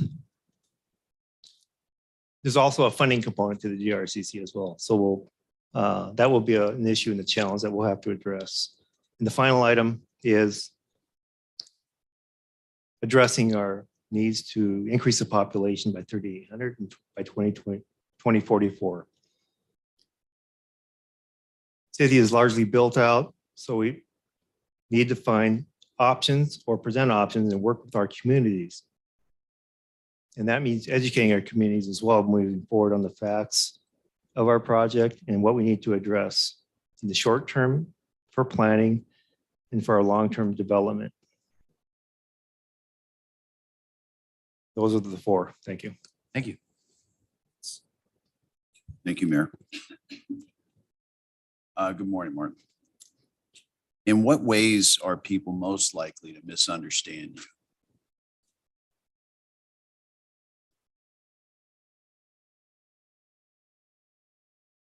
As a manager, one of the key values or aspects I believe that is important to managing employees is autonomy. I give a lot of autonomy to the people I work with because I trust what they do and the work they do. And that's important to gain that credibility over time. But as you do that once in a while, you tend to sometimes give the impression that you're uninterested or maybe you don't care or you're not paying attention. That's far from the truth. And that's how people usually misunderstand me, is I don't always acknowledge, because I have an expectation that work gets done. And sometimes I walk that line of not knowing sometimes when to acknowledge people, and I probably should do more, but that's usually when people misunderstand me. Doesn't happen all the time, but that's really what I can think of at this point. Thank you. Hey, Martin. Hi. Thank you. So what processes do you use with staff to fully assess and utilize their talents and focus their efforts on the most important and urgent issues? I think assessing talent starts the day you interview an employee, and it's ongoing. The processes and tools that are used are ongoing weekly meetings. You tend to constantly assess your employees' strengths and weaknesses while acknowledging their strengths, their accomplishments, and the ways that they can improve on a daily basis.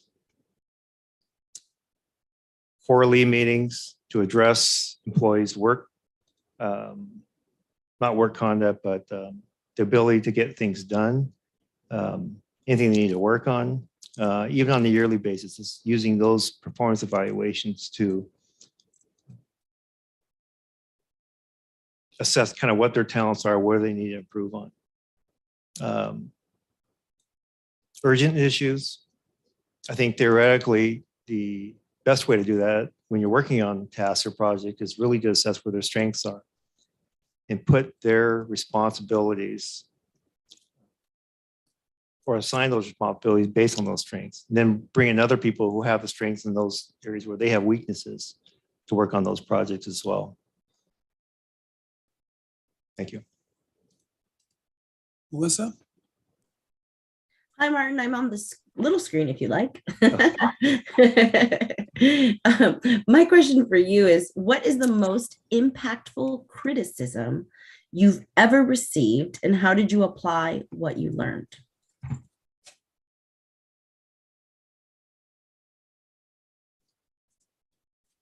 In the midst of my position with the city of Seattle and Seattle Police Department from 2004, from 1996, 2004, I actually left the city in between because I wanted to build more experience. My business professor at the time from undergrad, I was trying to find a way to move to the next level in management. And the biggest criticism that I ever received is I need to get more education, which is the reason why in 2001 I started the MBA program at Seattle. Is one of the biggest pivotal moments of my life because it brought me the experience, training, and the credentials into public administration. So that was really the biggest criticism that I received, was that that's one of the key ways that I can improve my career. Thank you. Thanks.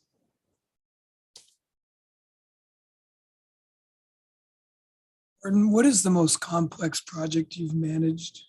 What made it complex? And what was your role? How did you handle it?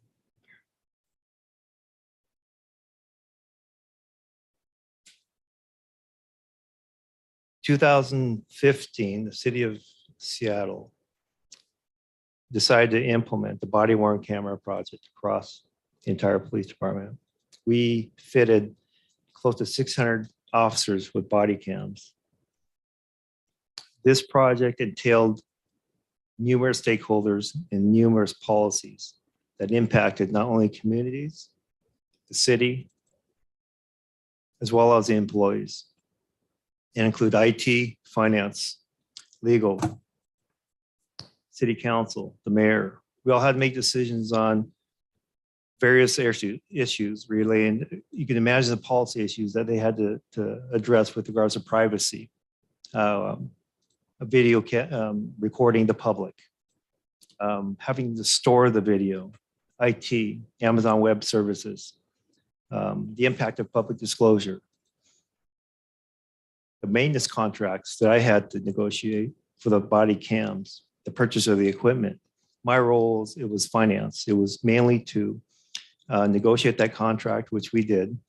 It was to purchase all the body cams that we would be using and to work with IT to ensure that we're purchasing the right cloud services that would satisfy the amount of data that we put in the system in Seattle PD. I did that by basically creating a spreadsheet, a planning tool that actually was integrated in with the rest of the entire teams that would address my key role of the maintenance contracts, the purchase of the equipment, and how we were going to assess the data capacity needs in IT. Thank you. Thank you, Mayor. Do you please describe what you feel would be the ideal working relationship with the mayor and city council and discuss your approach to council relations and some of the key values that guide you? What is critical is understanding the structure, not just the city, the council, city manager relationship, but also each seat and how to acknowledge each position. The relationship is one of effective interpersonal communication.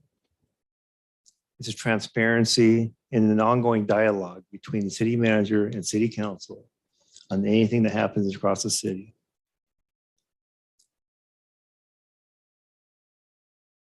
My approach would be to ensure that with each council member, that the structure is clear, that we establish communication lines between all of us, that we meet on a weekly basis to some extent. And the values is respect, being responsive, and being decisive on any request that come through. Now, decisive meaning based on factual information that comes through and making sure that we have good decisions, which may not be immediate, but could be long-term as well. Thanks. John. Yeah, just make my notes. Okay. Martin, here's one for you. What, in your opinion, is the appropriate relationship between economic development and community development?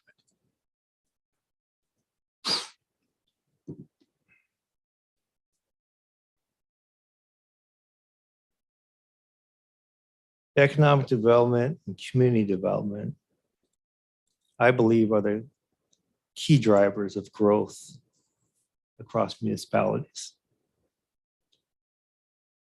Essentially, it's a business that generates the revenues that give the city the tax dollars. But that doesn't go without saying how important the consumers are as well. The ones that solicit our businesses for products and services across the city of Mill Creek. What I see in the city of Mill Creek is how we develop what I think of as, or our assets. We develop events and programs, quality events and programs that bring people in from not just locally, but across the region. They may not purchase our services, but what that does is it resonates across those individuals what the city of Mill Creek does bring to our communities. And as we develop an economic development plan, which I have some ideas, that will mobilize these assets, these programs and events. So they're both necessary. It's a relationship that is mutually beneficial. Thank you. Thank you. Thank you, Mayor. Martin, would you please provide an example or two on how your leadership has made operations more efficient and effective in your current or most recent organization? How have you made the difference?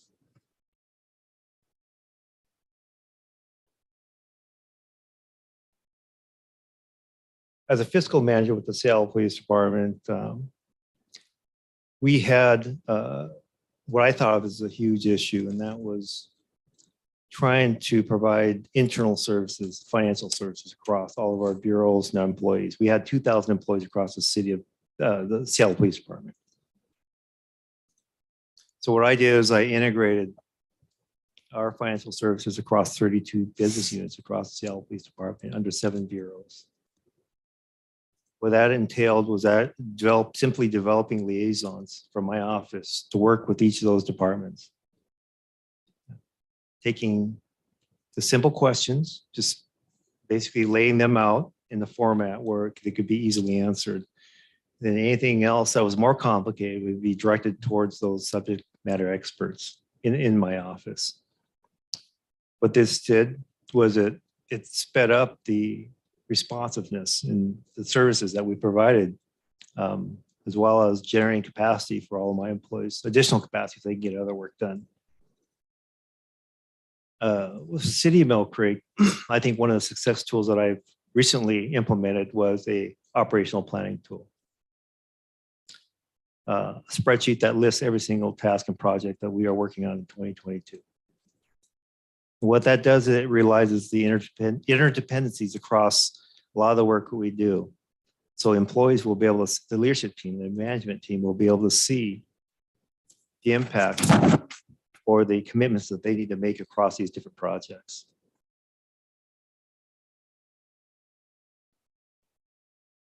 What that does, in effect, is avoids bottlenecks, avoids everything being a hot item all the time. Employee burnout, avoids employee burnout. It's a tool that is so far been working. Has to be refined, but that's pretty much the second example of a tool in the process that I think has improved efficiency so far and will continue to do so in the following years. Thank you. Martin. Okay. Let's see. Give us examples of types of projects you delegate to your direct reports and the ones you keep for yourself and why you delegate the way you do. I believe each leader, manager, supervisor has responsibilities under their departments. That's by definition. So I delegate based on that. At the same time, it's important to understand also that there are things that cannot be delegated.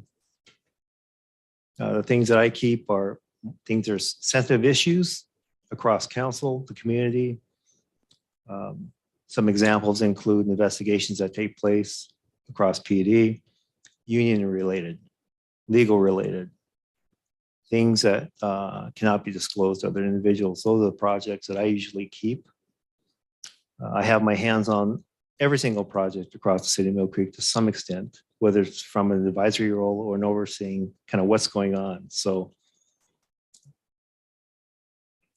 that's pretty much in a nutshell kind of how I see delegation. The leadership team here is pretty well informed. They understand what they need to do. In delegating, there are usually something that need to be delegated, those things that fall outside of those tasks and priorities that I said as well. That means shifting things on a constant basis.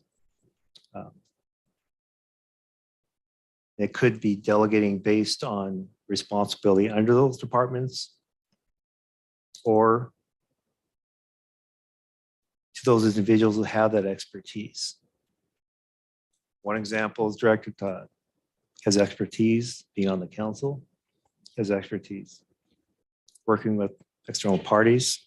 So that's a good example of things that may be delegated to him that might come down the pipeline. Or from a financial perspective. Although I have a finance background, there might be things that come in from the public that need a financial person to advise on, and then so I'll delegate to Director Brock as well. So just some examples. Thank you. Melissa? Melissa? All right. Hello. What would your first 100 days as city manager, not acting, not, interim, nothing like that, on the job look like? And what would you hope to accomplish? And then I have a follow-up question to it.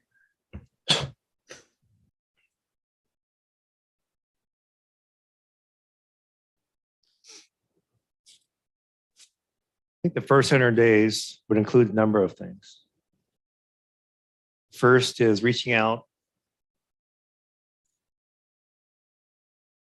connecting with every single organization that the city of Mill Creek works with.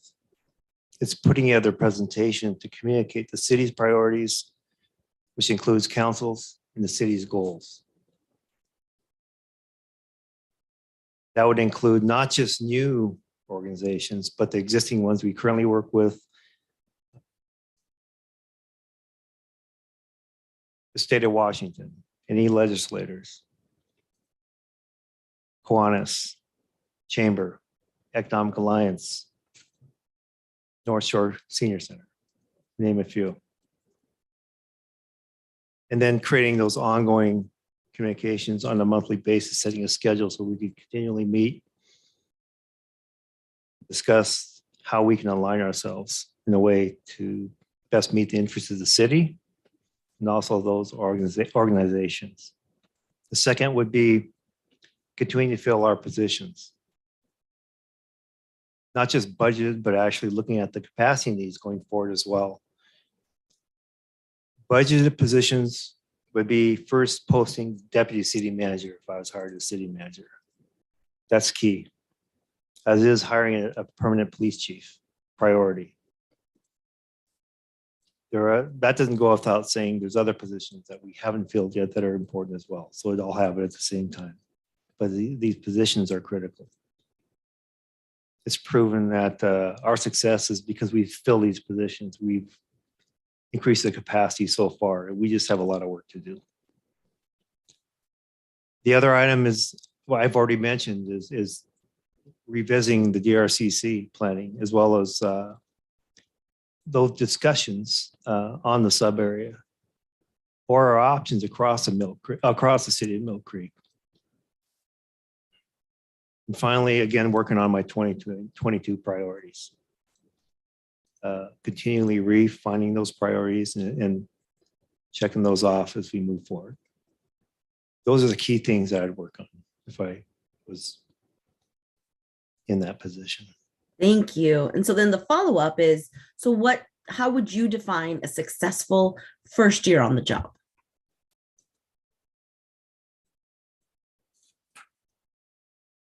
The more I can check off, the more successful we'll be.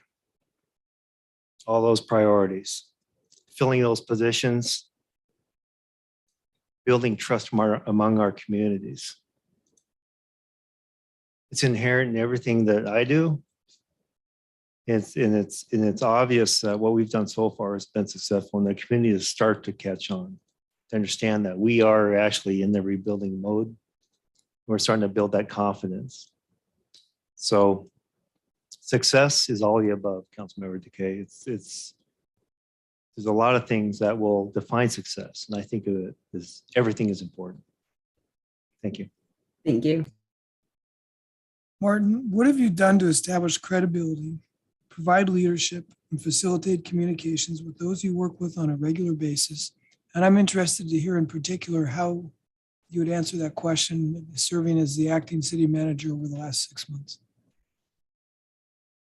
Well, credibility for me has been established over time. It's not just one thing, it's everything you do. For me, as an acting city manager, that was relatively easy because I just put my head down and got the job done. But it's all the above. It's how you open the communication lines. It's how you respect your fellow employees. It's increasing morale, which is increasing slowly, but it's working. It's establishing the leadership and management styles across your team so they know where you're coming from and they know how you work. It's always being forward straight with your employees. It's the only way to work. It's the most efficient way to get the job done. Leadership. My philosophy is focusing on being a visionary, making sure that employees know kind of what your short-term and your long-term plans are. Being transformational, things are constantly changing. Making sure that we're always pivoting and making sure that when things, that employees understand that that you have the capability and the capability to lead teams to address those changes. We've displayed that time and time again, that this leadership team here can accomplish tasks. We just need to get a little more organized, increase more capacity so we have more time to get things done. Time is scarce and we'll always be up against that challenge. Then communication, it's always just opening those lines of communication. It means not just working together and being able to communicate and have that bilateral feedback, not listening, but it's also establishing an ongoing communication with staff. And we've done that on a quarterly basis with, well, the first one, we've had a quarterly meeting with all employees. It's as little as making those little communications as well, whether it's weekly newsletters and other type of communications to make sure that employees understand our goals, the projects we're working on, successes, things we're improving on, where we're going to be in the next quarter, what we've done in the prior quarter, so forth. Stephanie. Thank you, Mayor. Martin, what is your own philosophy on developing organizational culture and what methods do you use?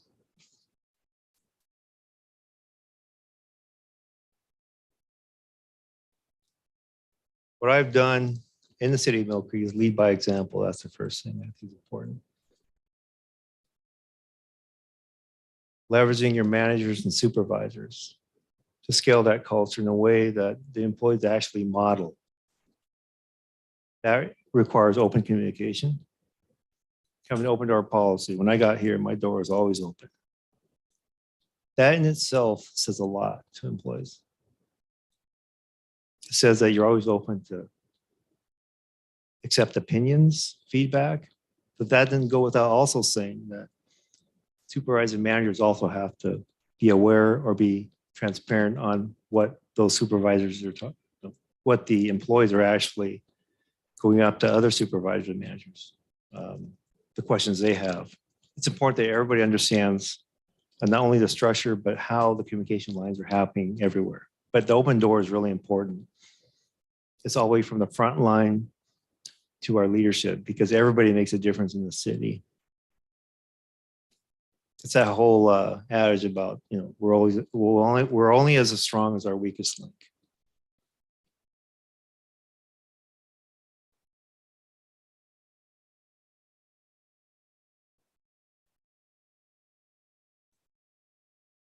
What's also important about the building of culture is, again, just communicating, is continuing to open those lines of communication.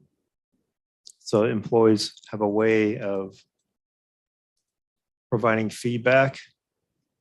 Right now, we're working on a communications plan moving forward internally and how we work with our external partners as well. Thank you.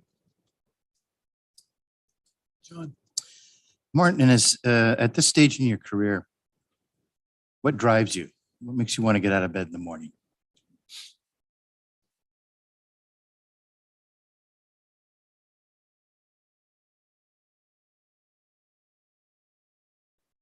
What's really important to me is, and I was a work study student back in my undergrad career, and that's when I realized that public service is something that I wanted to do early on. Nothing's changed. I get up in the morning.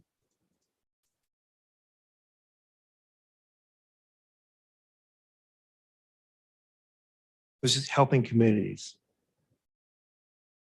It's seeing the value that you bring, the decisions that you make, and the impact it has on communities. In the city of Seattle, it was difficult to see that, given the decisions that I made. It impacted our leaders and the decisions that they made. But when I came to the city of Mill Creek, it's grown on me. I see actually the decisions that I make and our leadership team makes and the impact that it has on our communities. It can happen, it could be in one day, it could be in 1 week, but we see a direct impact on what we do here. What gets me up is just accomplishing those little things, those little tasks, and those little successes every day. It's a kind of an adrenaline rush just to see how we build on things, because those little decisions that are really important, those little accomplishments.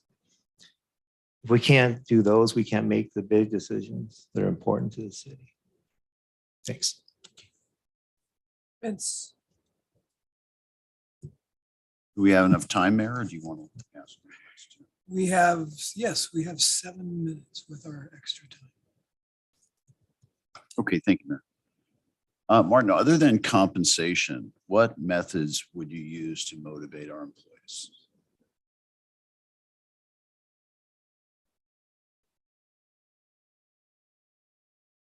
And my management philosophy is, besides salary benefits, is respect.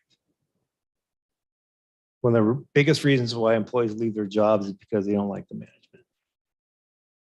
It's making sure that you set a good example and you have the greatest integrity as you work with your fellow employees.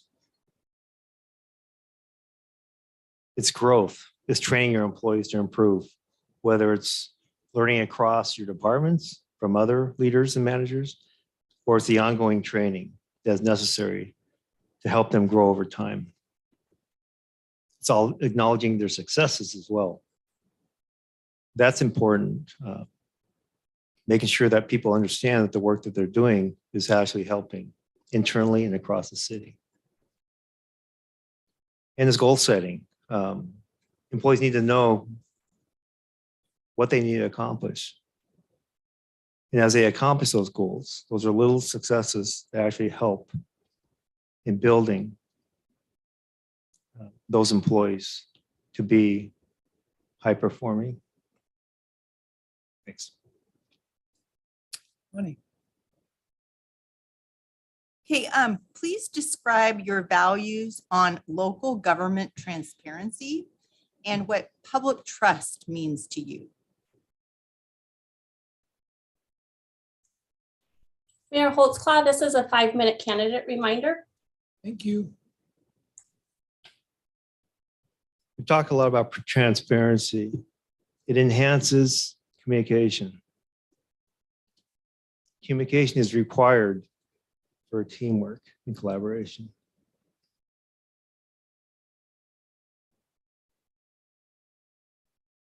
Public trust means pushing out information to our communities, business, and residents, informing them of what we're doing, whether it's progress, concerns, issues. Over time, what that does is it develops a trust integrity with every decision we make over time. It's a process that'll take time, but that's why I see as public trust. Because as you push that information out, then everyone has more information to make those more informative decisions that again will be in the best interest of everyone collectively. And we'll know that those probably are the best decisions that we've made based on that information. Thank you. Martin, we've got about 3 minutes left. So this is kind of an open-ended question. Is there anything you want us to know that we haven't talked about? Anything you think we need to be considering? Were there any question you wanted to expand on and answer? The floor is kind of yours for the next 3 minutes. I've covered a lot about my education, my experience, my qualifications, what we need to do as a city, but I want you to think about also what we've done so far at the city of Mill Creek. The fire annexation passed. 2 labor lawsuits settled. The AFSCME union agreement settled.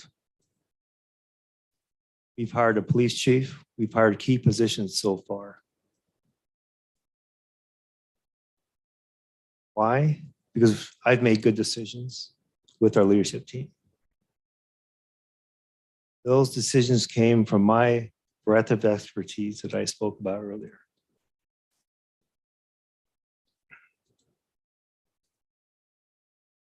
Municipalities are complex organizations. Making those key decisions is critical moving forward. I mentioned how important it is to have that breadth of expertise across everything we do and how the best decisions are made collectively. I hinted a little bit about personal qualities as well. So I want you to also think about the person. So there's a few things that I'd like to explain. It's not just what I've done or I've accomplished, because those are important. But there's 3 things that got me here today over the course of my career. One is integrity. It's the antidote for self-interest. It's what characterizes you as a person moving forward. Second is hard work. Everything I have done, my entire career, is because of all the work that I've done. It's the epitome of success. And thirdly, it's having an appreciation for people. That's all the ones that have guided me, supported me, and gave me the advice I needed to get to the point to where I am. My wrestling coach many years ago said one thing that stuck in my mind is that quote from Voltaire that says, appreciation is a wonderful thing. It makes what is excellent in others belong to us as well. Thank you. Thank you, Martin.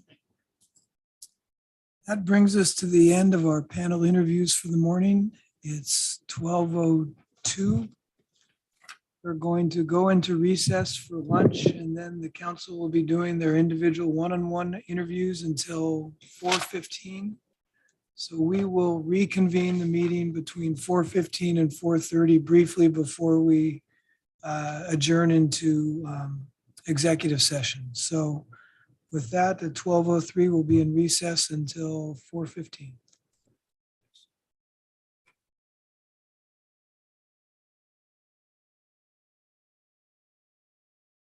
I'll leave mine on.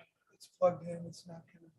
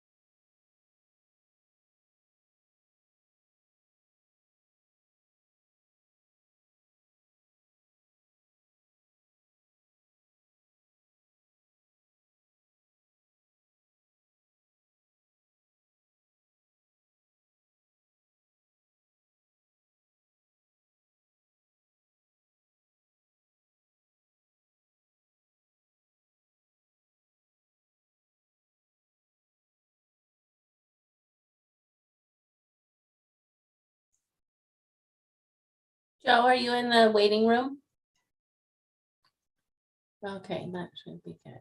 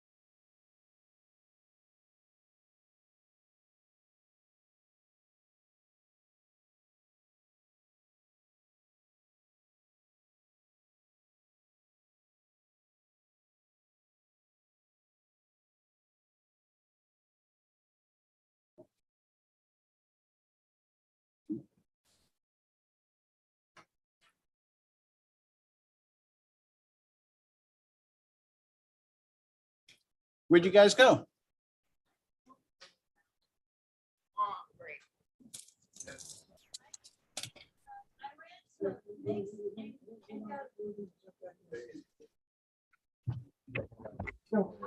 Thank you. Enjoy your evening. We're only gonna, this is gonna take us about 2 minutes. And actually, you can go to the, we're not gonna take any action, so you don't need to be here. Well, we need more of us, right? Right, like we talked about. I guess- Well, we're not gonna take a vote. We're not taking a vote. I'm listening. Naomi, can you hear us? I can. Okay, where's Councilmember Steckler? His time is up. Okay. We are reconvening now at, oh, I need to get, do you have a hard copy of the agenda? Don't. No, not that. Is that the meeting agenda? No. No, I need. You need a copy? I'll bring one. Nope, I've got it. I just got to pull it back up. Okay.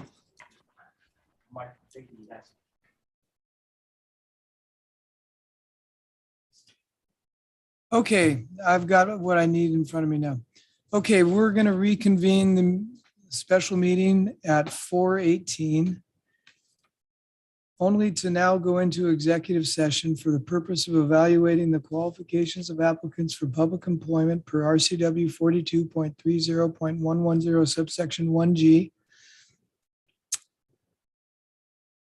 This, we don't know how long this will take us. It could take us several hours, and with an executive session, when we say how long we're going to be out, that's how long we have to be out. So what we will likely do is start by, what time is it? Well, by the time I'm done talking, it'll be 4:20. We're going to start with 1 hour. So we are going to recess to adjourn to executive session until 5:20 PM. And I will extend the executive session as may or may not be necessary. And following the executive session, council may or may not take action.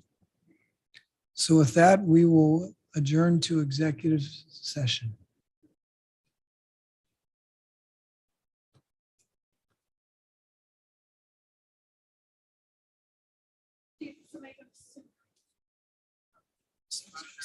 Yeah, Melissa, we'll get you covered. Look out for a breakout room. Great, thank you. Was it this?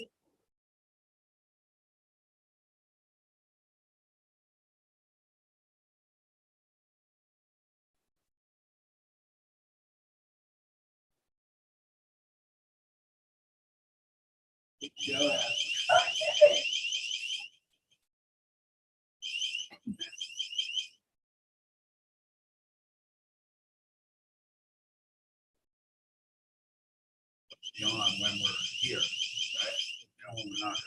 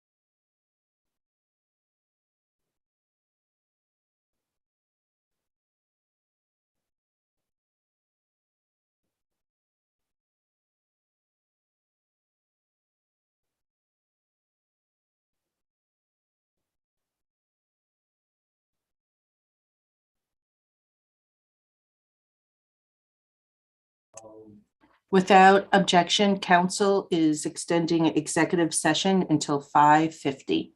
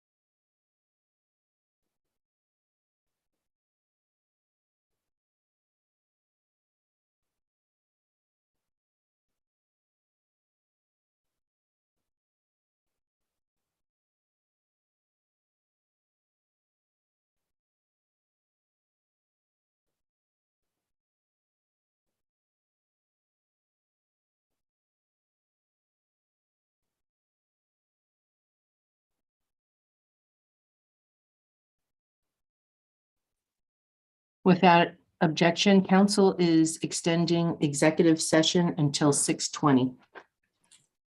Until when?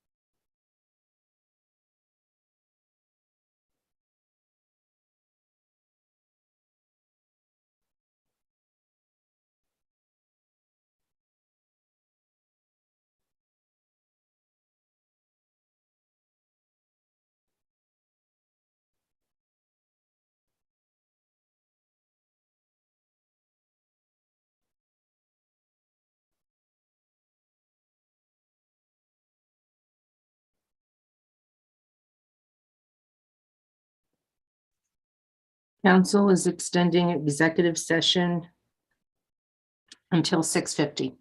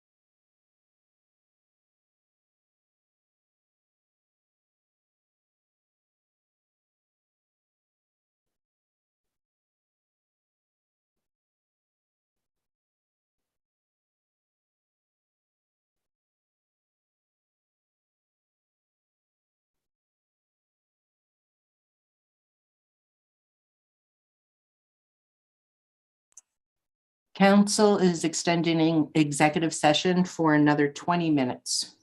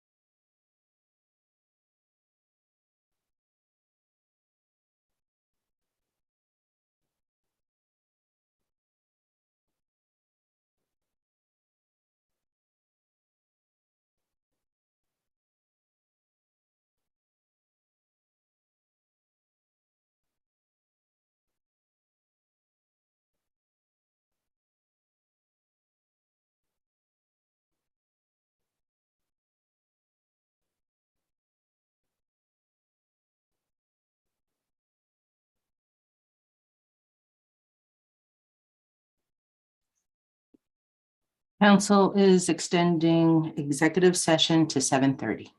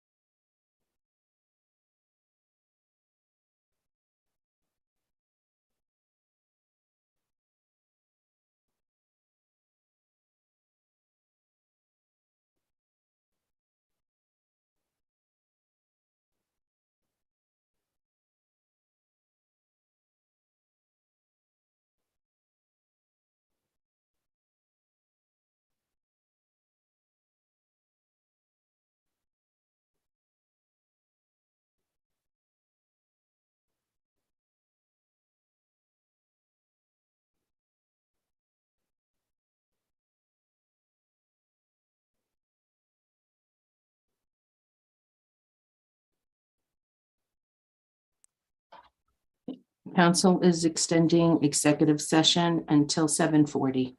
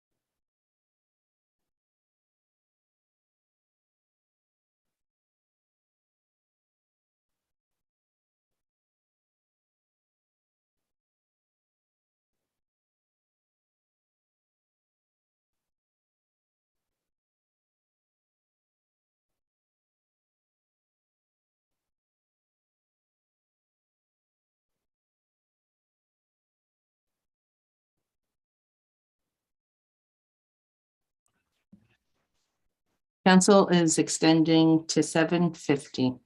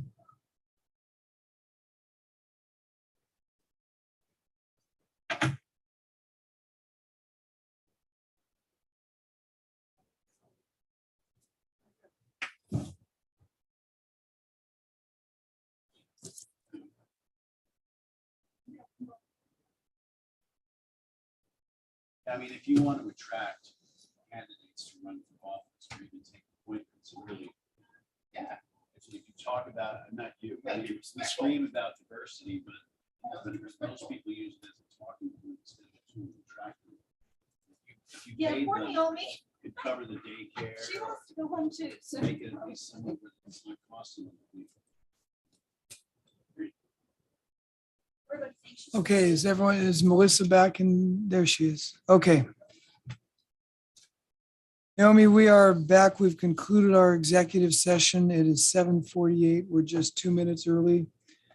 We are pushing the end of a 12-hour day. It's been long for the candidates. It's been long for us, and we will not be taking action tonight. We'll be picking this up and taking action at the meeting on Tuesday evening, June 28th.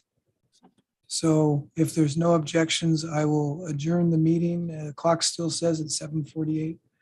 We'll see everyone on June 28th. Good night, everyone. Thank you.